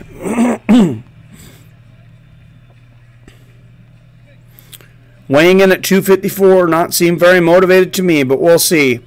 I hear you, man. How many meals a day do you have to eat to weigh 255? I don't buy the Rampage hype anymore. He talks a big game, then shows up and does nothing. He's just picking up a paycheck. Depends on how much you're training, you know. 50 Cent back in the back room with Douglas Lima. 50 Cent popping the cork on his champagne. And he just gave Douglas Lima the champagne. Douglas Lima pushing it to the side. He's like, yeah, he's going to hold it up. I don't think Douglas Lima's much of a drinker, though. Well, the motivation to be pulling, even in the rivalry, is more than enough for Rampage, I'm sure. Don't get me wrong, Rampage Glory's days are well behind him, but this is more than just a fight. This is his pride. All right, here we go. Rampage moving forward. Silva calling Rampage in. Nice low leg kick there for Silva.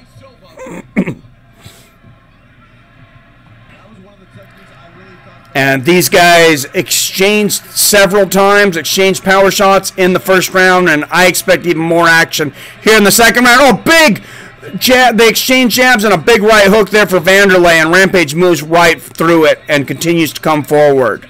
Oh, nice 1-2 and an uppercut for Wanderlei. Oh, big left hooks and right hooks for Rampage. They're both landing huge power shots in the center of the cage. Wanderlei says, come on. These guys both just landed about 10 power shots in the center of the cage. These are the kind of flurries that we were looking for, and these guys are turning back the clock, even if it's only for a flurry at a time. They exchange jabs in the center of the cage. Looks like Wanderlei's got a little bit of a cut below his right eye. And looks like Rampage might have a cut below his left eye, too. Wanderlei goes for that front kick to the face again. Misses this time. Oh, big right hand for Rampage. He misses the left hook. Lands a huge right hook over the top. Wanderlei doesn't want to get hit by too many of those.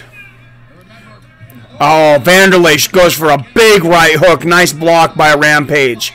And Rampage seems to be settling down in his boxing. Nice jab from Rampage. I thought he was coming out slow and sluggish. He seems to be finding a rhythm now. He's stalking Wanderlei. Wanderlei lands a jab. Oh, huge right hook from Rampage and another left hook and a knee to the body. Wanderlei Silva is rocked. Rampage hit Wanderlei on the chin as hard as he's hit anybody. I don't know how Wanderlei's standing. Oh, Wanderlei throws a flurry and then clinches. He lands a left and right hook and then clinches. I'm not sure how Wanderlei got that off. He's looking to his corner of the clock. I'm not sure if he knows where he's looking at right now. He got clocked by Rampage. That's one of the biggest right hooks you're going to see in MMA. Nice knee to the body there for Rampage. And the only thing that's... Oh, right uppercut on the inside there from Rampage. Oh, 2 right uppercuts on the inside for Rampage. Wanderlei taking too much damage here. Oh, Rampage gets the clinch and knees Wanderlei in the head. Wanderlei moving back, but he's a warrior. He knows nothing but the flurry. Oh, nice left hand lands there for Rampage. And they exchange it. Rampage lands big left and right hooks. Wanderlei lands a big flurry. And Rampage clinches and lands a knee to the body. And they clinch for a minute. It looks like Wanderlei's nose may be broken. For about the 4th time in his career. In the 4th fight between these two. And so far, for a 40 and 42-year-old warrior, this fight is not disappointing. These guys have landed some big shots. I would give the first round to Wanderlei. This second round is definitely Rampage's so far. And they're clinching and resting for a minute. The referee says, let's work. Oh, big double right uppercut for Rampage and a left right hook for Wanderlei. And they're back in it. Nice straight left there from Wanderlei. And Rampage bouncing on his toes. Oh, lands a big straight right and ducks under the left hook for Wanderlei. Wanderlei may be tired. Nice straight left there from Rampage. Silva moving laterally away from him. He wants to watch out and not move into another one of those big right hooks from Rampage. And he's trying to set it up. You can see. Oh, there it is. There's the right hand right on the chin. And big ground and pound rights, lefts to the head and the body from Rampage. He is, and it is all over. Rampage Jackson knocks out Wanderlei Silva in the 2nd round. And he howls to the crowd. I doubted him. I did not think he could turn back the clock one more time. This crowd is going absolutely bonkers. Valiant effort for Wanderlei Silva on his stool. And they're icing some of those cuts. It looks like he's got a broken nose. How can those two guys not respect it? Here's the replay. Big left hook and a right hand right on the temple. And then a left hook on the chin from Rampage. And I was just about to say Wanderlei keeps moving to the left into the right hook of Rampage. And right as I said, watch out for the right hook of Rampage, he landed it. And then he just flurries. He's landing body, head, standing over Wanderlei in the ground and pound where you have a lot of leverage. And those punches coming down. Wow, the saddest thing about that is that somebody has to lose. And they're 2-2. Did they fight a 5th time?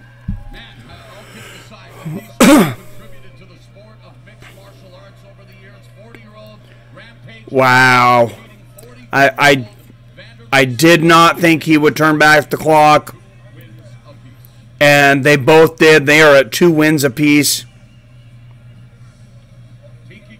Oh, don't get me wrong, Rampage Glorious Days. Oh, okay. My prediction, Kimbo, Dad, exactly the same. You have to do a shoey. I don't know what a shoey is. Hey, bud, can you give my son a shout-out? Big John Judd. We are watching this at 12:27 in the a.m.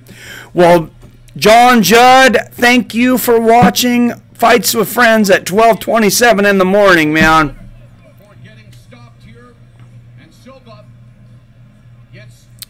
If you lose, bet, Daniel Yerk. Hey, Dean, bounced anyone yet? You know I'm a big Khabib fan, Mike, but I just see too many holes in his game.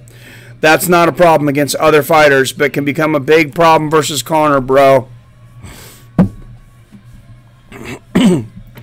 I think you're wrong on this one, Dutch guy. I say Khabib 100.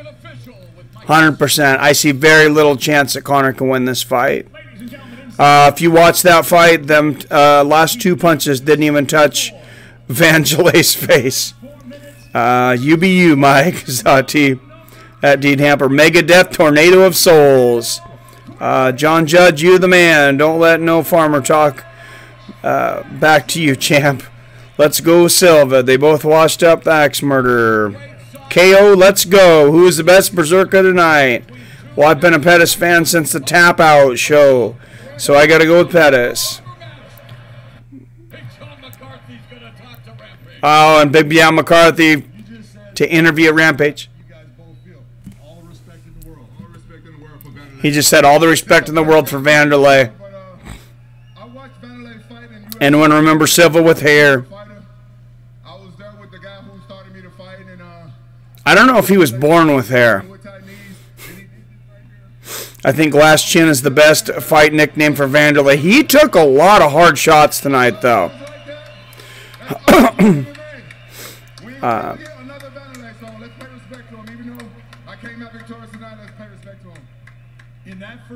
Great class from Rampage. It says we will never get another Wanderlei. Let's pay some respect to him. And Rampage says he rocked me. My chin was tested tonight. I had a flashback from when he rocked me in Japan. I thought I heard him. He said he had a flashback from when he rocked him in Japan. Tell you what, you went out there and you demonstrated your power and your Rampage had an underrated chin, but it's mostly because his head is like an Easter Island statue. Uncle Creepy. I think even the soles of Rampage feet got fat because he's never been this much bigger. Did you say these two guys want to bang? T. John said, you're the man. Have a great night, bud. Yep. Honestly, Rampage could probably ground and pound him, but he never would. I just want to bang, bro. Some guy in top. I remember that. Nobody ever forget that. What's up, Kenny Michael? What's up, Travis Sturcho? Thanks for coming in, guys. Rampage weighed in almost 30 pounds more than Silva. Everybody, please hit that like button. Hit that subscribe button. I'm trying to grow another channel here. If you guys are used to watching me on Fights with Friends, unfortunately my stream was suspended until November 19th. So we'll be here for a big event, a few big events. Be greatly appreciated. Anybody who's got a PayPal nowadays, if you could hit me up at paypal.me/Fights-of-Friends, I would be greatly indebted to you.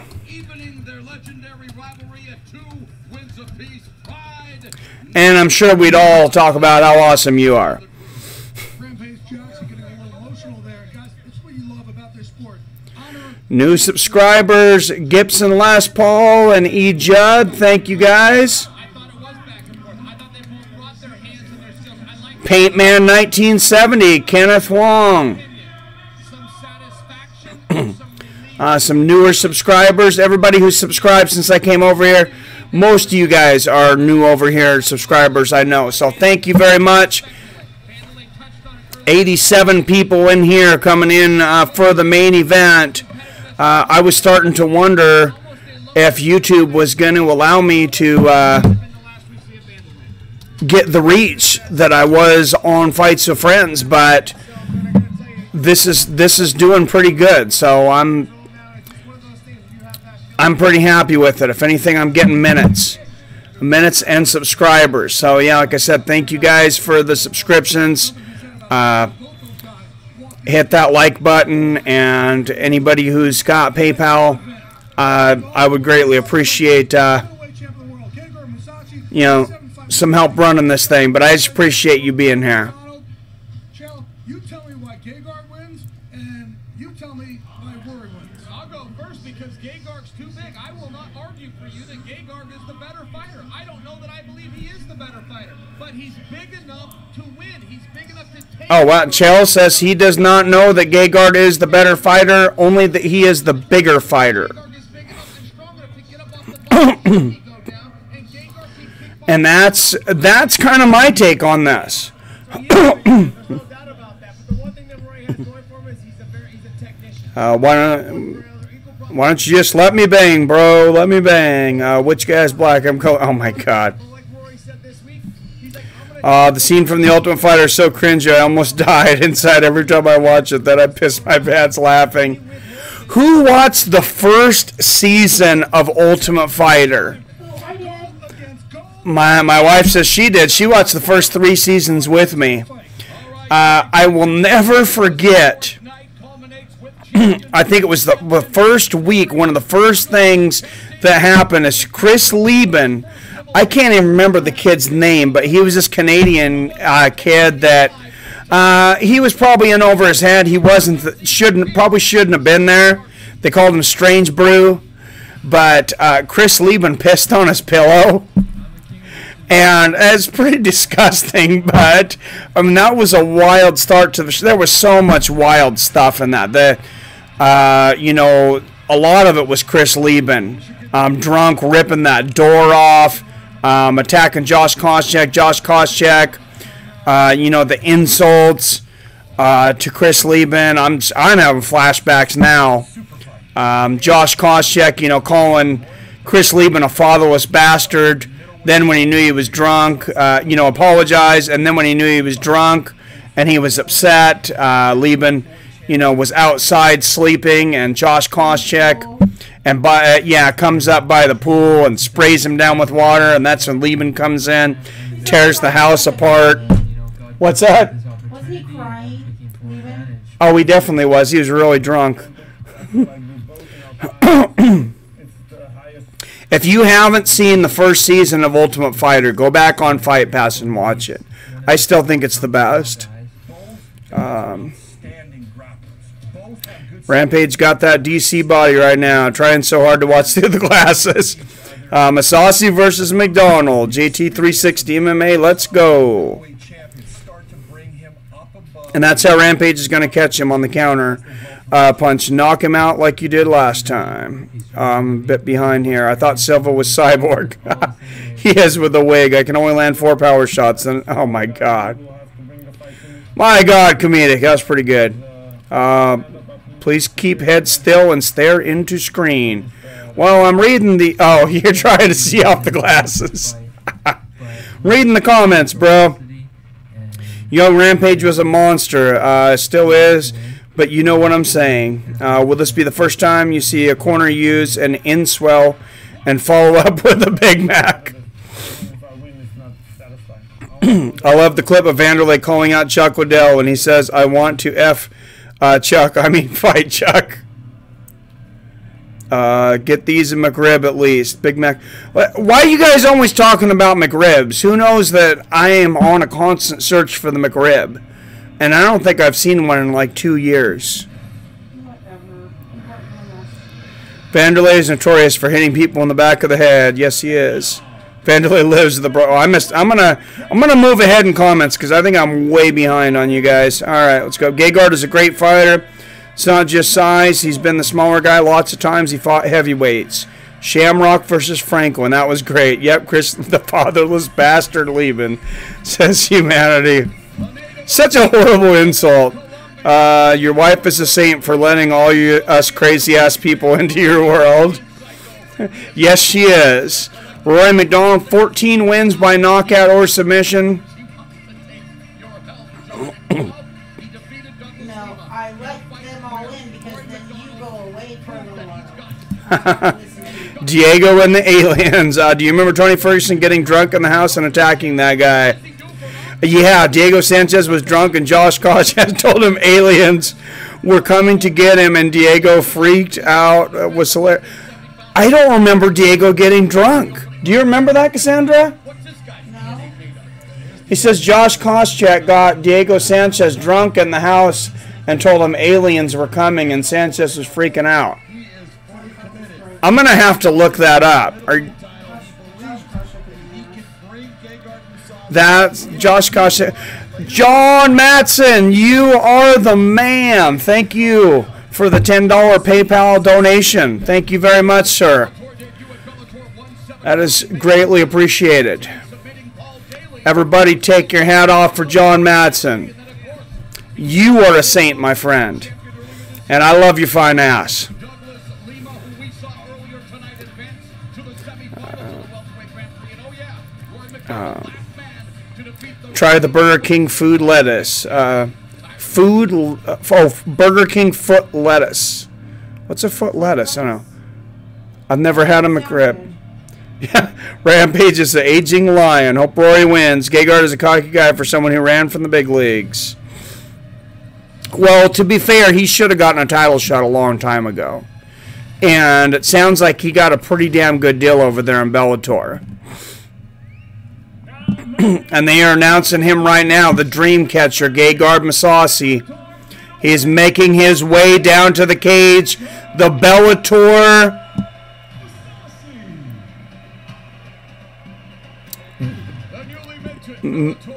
middleweight champion of the world. Will fight the Bellator welterweight championship of the world in the first super fight of Bellator. Champion versus champion.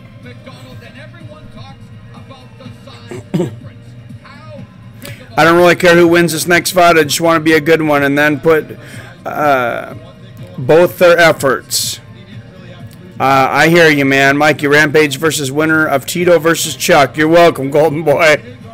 Diego really thought aliens were going to get him.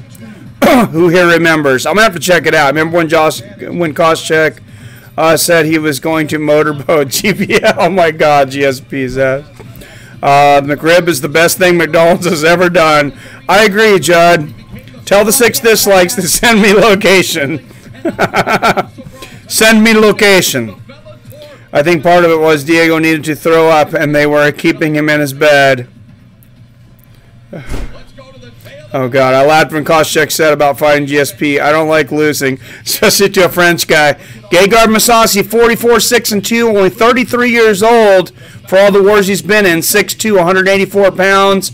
Rory Macdonald's also weighed in 184, and 4, 29 years old, 6 feet tall.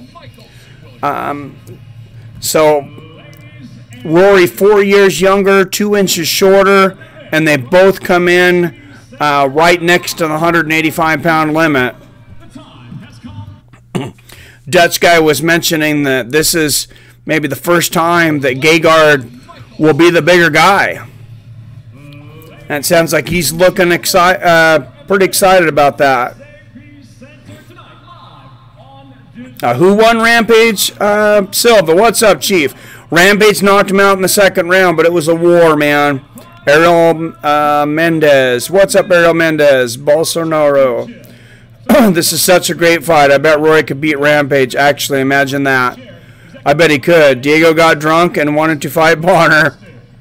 That would have been a nightmare. No pun intended. Zombies is outside your windows, Mike.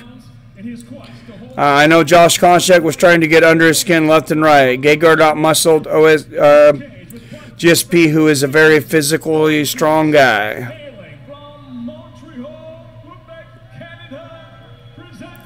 All right, 80 people in here. Let's see some thumbs up. Let's see some new subscribers. The challenger, Rory Macdonald. And here is the champion, the dream catcher, Gergard Mousasi. Notable wins: Rafael Carvalho, Dan Henderson, Vitor Belfort, Chris Weidman, Mark Hunt, Ronaldo Souza, Uriah Hall, and Alexander Shlamenko. Sorry, I missed the notable wins for Rory. And he is the defending Bellator world champion. Everybody please hit that like button, hit that subscribe button. Looks like we got like 23 likes and 80 people in here, so please hit that like button. Thank you. Silva should have taken his time now. Yes, he beat SP. Gergard for the win, says Dutch guy. Michael, yeah, Rampage won by knockout. Silva did tag him. All three of Rampage chins got tested tonight. That is comment of the night, Canedo.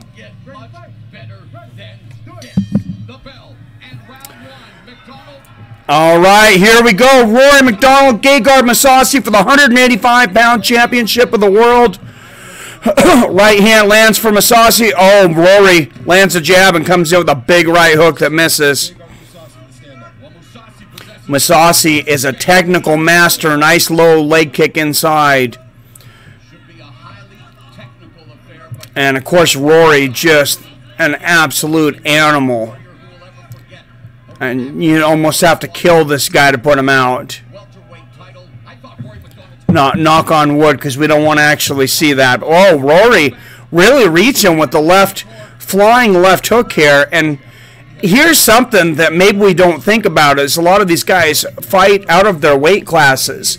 Anybody who's ever fluctuated. Oh, big right hand lands for Gergard Mousasi. Anybody who's ever fluctuated in weight for whatever reason, it takes a little while to get used to the movement of your body. You feel a little clumsy for a while. I did when I broke my foot. I've talked about I gained 100 pounds, lost a little bit of it. But, yeah, I was really clumsy for a while because it's like your spatial awareness is off. And hopefully Rory doesn't face any of that tonight. I think Rampage might have a little bit at the beginning of his fight, and then he seemed to settle down. And Gergard's just going to wait. Both these guys are so patient. The only thing, oh, nice jab and a low leg kick there for Rory.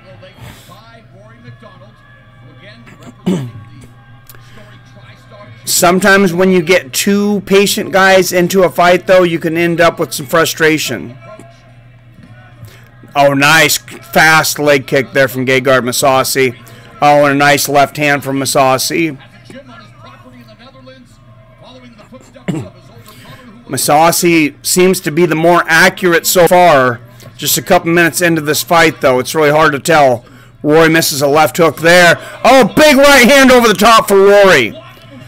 He cracked Mousasi on the temple right there. And Mousasi didn't budge. Mousasi lands a big left and a right hook there.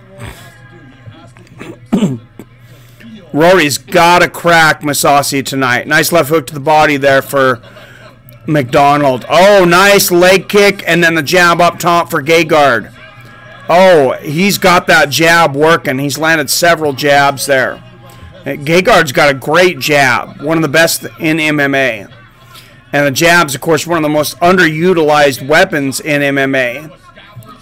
It's so effective in boxing, and we've seen guys get knocked out with knocked down and knocked out with jabs in MMA with these 4-ounce gloves. Nice leg kicks there from Gergard Mousasi. Minute 50 left in the first round. Oh, Rory goes for the head kick. That grazed Gergard a little bit. He looked a little awkward as he threw that, though. Oh, nice straight right hand for Gergard. And Rory looks a little softer than he has in the past. They exchange left hands in the middle of the cage.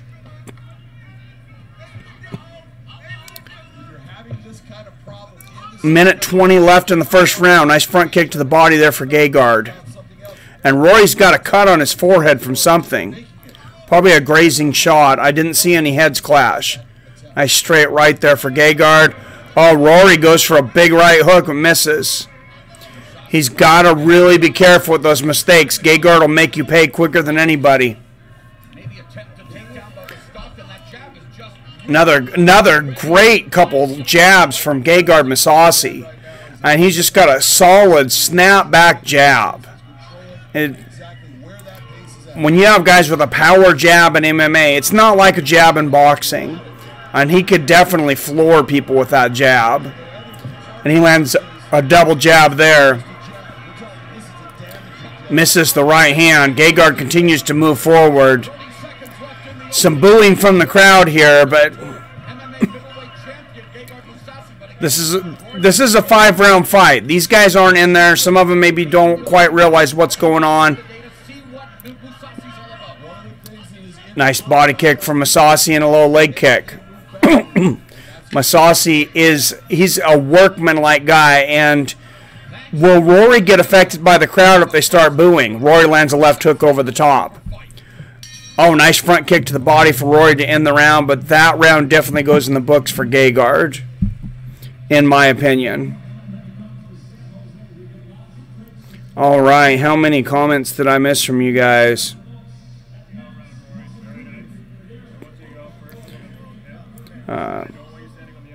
Quite a few. Did Rampage win convincingly? He took quite a few shots, but yeah, he knocked out Wanderlei pretty bad. I think Rory wins by referee stoppage. Silva should have taken his time. He never takes his time, man. Yeah, he beat OSP and Strikeforce, I believe. Gergard for the win.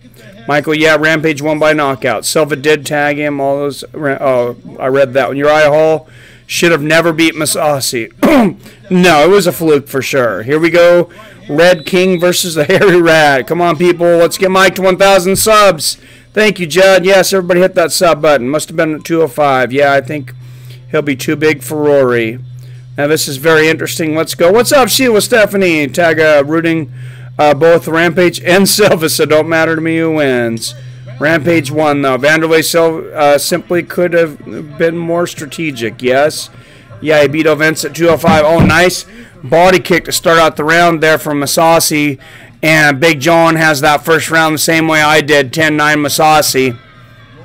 Nice body kick and a right hand over the top from Macdonald. And Mousasi continues to pump that jab.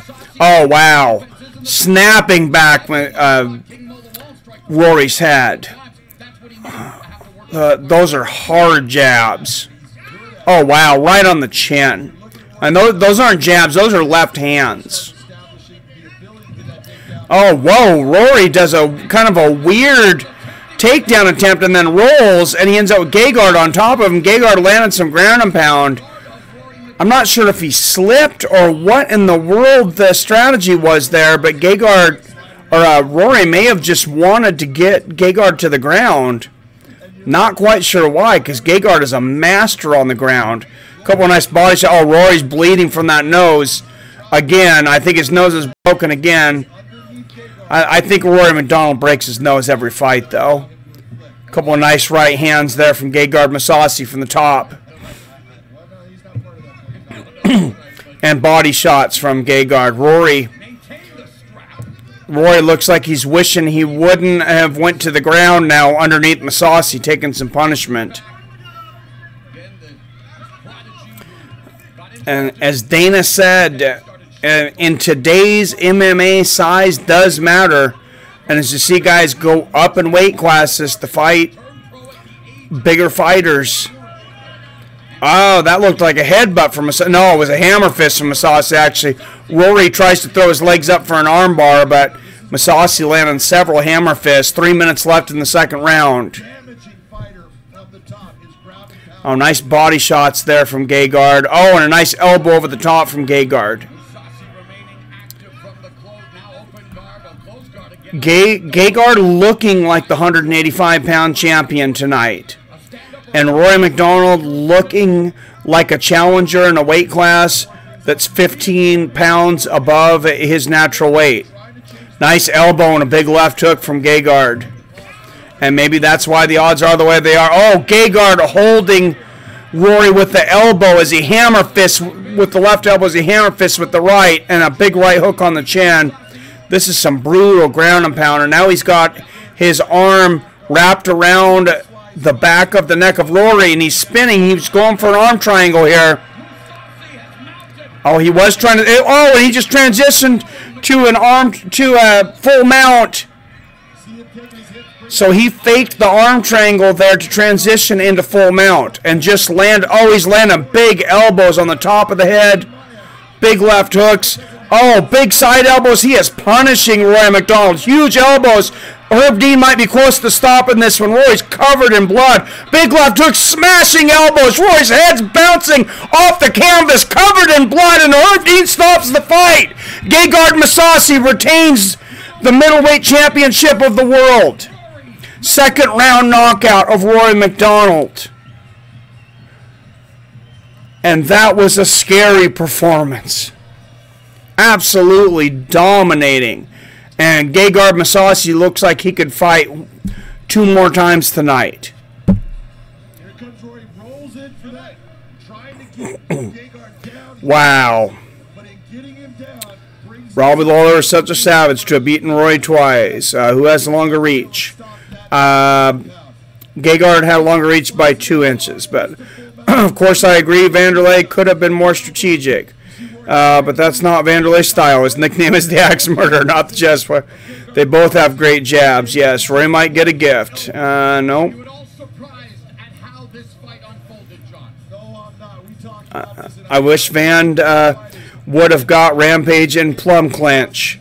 He tried to get the tie clinch. So much skill and history in the octagon. With more experience, that experience. Absolutely. Thank you for all the new subscribers tonight. I can see I got a big bump here. Getting close to 200. Micah says, I'm still hurt. Yes, sir, too big. Broken about Van.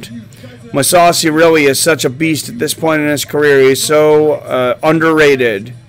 Was Rory out cold? Oh, gutted. He was not out cold, but he was covered in blood and not able to do a whole hell of a lot. Damn, where's Rizin? What time is it? It's 10:10.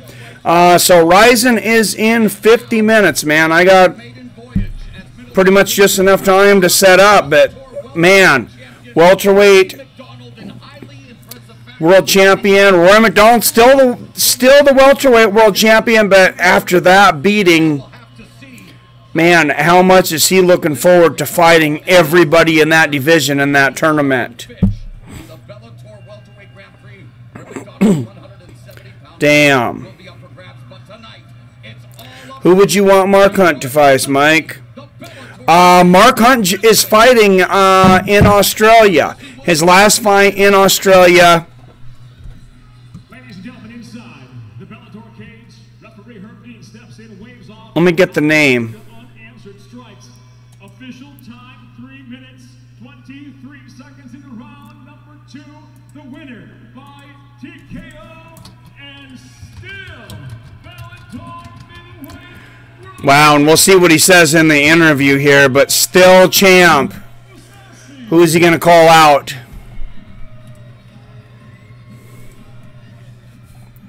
Let's go to Big John McCarthy. Scott Coker. Mousasi was too big for him. A victory. John, take it away. I agree. Gergard Mousasi, congratulations on Mark Hunt's fighting Alexei. Oh no, Alexei Oldnik was the last one. I'm sorry. Donald stepping up to try He's supposed to be fighting in Australia though. Much respect to Rory. I like him a lot. Phenomenal fighter, phenomenal guy, family guy. I can say good things about Rory, and thanks for taking the fight. So he says good things about Rory. Thank you for taking the fight. In the first round, you established your jab, and you started hitting him with a very stiff jab that started snapping his head back. What was the point that you knew that you had him in trouble in this fight as far as you were the one dominating the action of the fight? Well, I know I had better stand up. I had the reach advantage.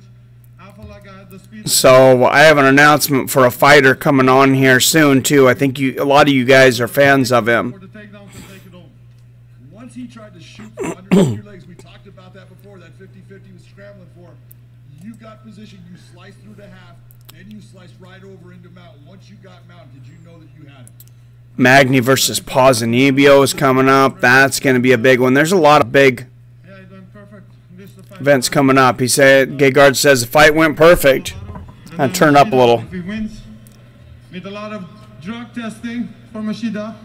A lot of drug testing for Machida, he says. Saying that Rafael Lovato Jr., who is now undefeated, he just beat John Salter. That should be your next opponent, in your opinion. I think he deserves it. I want to fight him. And then when December Machida fights April, I will be ready for him if he wins, but I'm not gonna wait 6 months for Machida. Well, all I can say is... Oh, he just said I'm not going to wait 6 months for Machida. Great champion in Rory Macdonald. Congratulations. Ladies and gentlemen, your winner. So Adelaide, Australia is December 1st. Continues to grow as he Live on FS1. defeated welterweight champion Rory Macdonald, stopping It is not clickable on yet. 206. Something else coming up. I don't know how many of you guys have been looking at it, though, but Saturday, December 8th, UFC 231, UFC comes back to Toronto, Canada. If GSP is going to fight again, Taking on Fedor Emelianenko, who is going to be left standing to fight for him. I would say it's probably there. MMA live October 12th to 13th at 9 on the news. Has anybody seen the bird that smokes and blows smoke rings? No, I haven't. So now Van and Rampage have a 5th fight. Yeah, I hope so. I would love it. Who would I want to see Mark Hunt face, though? I don't know. He's fought so many guys out there.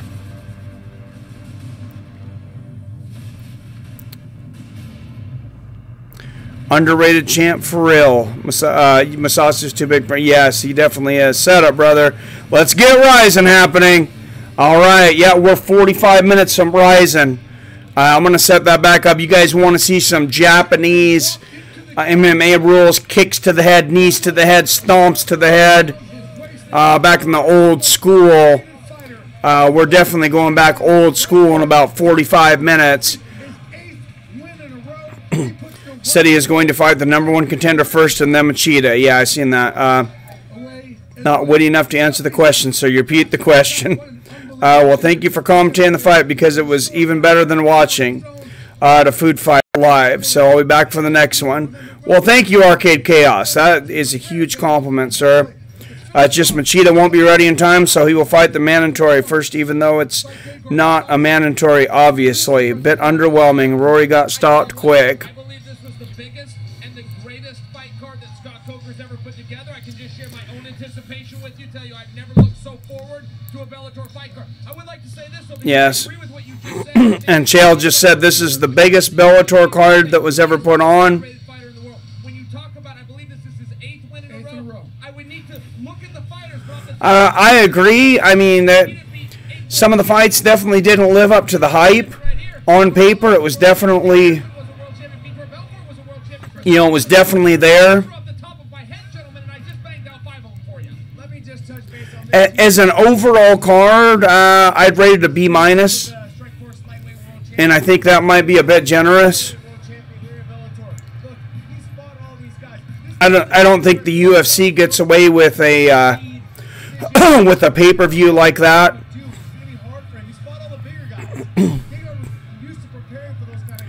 Shout out again to John Matson. Thank you very much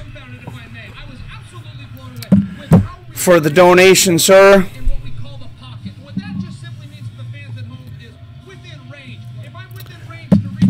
And anybody, like I said, I don't have the super chat right now, but if you do have a PayPal, hit me up at paypal.me/fights of friends. I got to go pay for a Rizin fight, so. Well, he's still right there in the pocket every time. He just answers back with his jab, and his jab, the way he threw his jab is with the same amount of power that most. But not for a few minutes.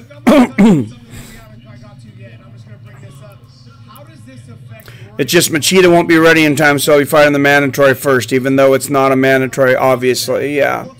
Underwhelming. Rory got stopped quickly. Coming up, Rizin. Yes, Rizin equals violence. My picks were right, Mike. I don't mean to brag, but our picks were opposite. Yes, they were, JT. Great job. Anybody who wants to bet on MMA, listen to JT, not me.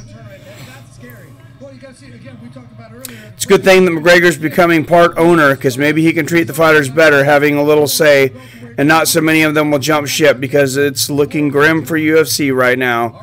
Mikey is having a guess. Guest. I'm guessing who it can be. Shout to you, brother. Well, it's a heavyweight. It's a UFC heavyweight with Bellator taking off like it is. You the man, Mike. I might be back soon, but either way, you're the man. Thank you, JT. I think the fight was rigged and Rory took a dive. I disagree, Complex. I think they would have made it look a little better than that if it was a dive. But, thank you to new subscribers. Arcade Chaos, The Humanity, and Severe Repugnance. Anybody, if I don't see you on here, if I don't give you a shout out, it might be because, well, if you've already subscribed in the past and I missed you, thank you, I appreciate it. If I don't see you, it also might be because you don't have your information public. So if your subscription information isn't public, it won't show me when you subscribe. Hello guys, where can you watch Rizin? Any free stream? Yes, I'm going to set it up here in just a minute. It's starting at 11 o'clock, and I'm going to set it up. Actually, I'm going to set it up right now, and I'll be back in about 20 minutes. I'm going to go live. I'll go live 20 minutes before, and we can talk about the card before it happens. That way we can have a little better idea of what we're getting into. And I'm going to go drink some more damn coffee, because I've been up since 3 in the morning, and Rizin might go till 7 in the morning, but if you want it, you got to work hard, right? Thank you, DG. I appreciate it. No, I disagree, JT. Mike is the better analyst. Well, he was just the better fight picker tonight. The idea behind a dive is you fake an injury, you don't get your face bruised up and take the L and bust it open. No, I don't think anybody's getting their head bashed against the canvas like that for a dive. Yo Complex, I was trying to troll me, but the dude can't even chew gum and walk at the same time, so don't even bother. Dives don't involve busted noses and getting smashed by elbows. No, that would be a really stupid dive there, Runyon, I agree. That would be a horrible dive. Definitely convincing. Hey, if that was a dive, give him a fucking Oscar. You will stream Rizin? I will stream Rizin, sir. Yes. If Rory has a broken nose, do you think he'll get pulled from the tournament? No, fighters keep going with the broken nose. Broken nose isn't a big deal. Unless he wants out of the tournament and he uses an excuse, which is not usually Rory's style. But, man, the guy's just, how long can you continue to step forward and take punishment like he has in some fights?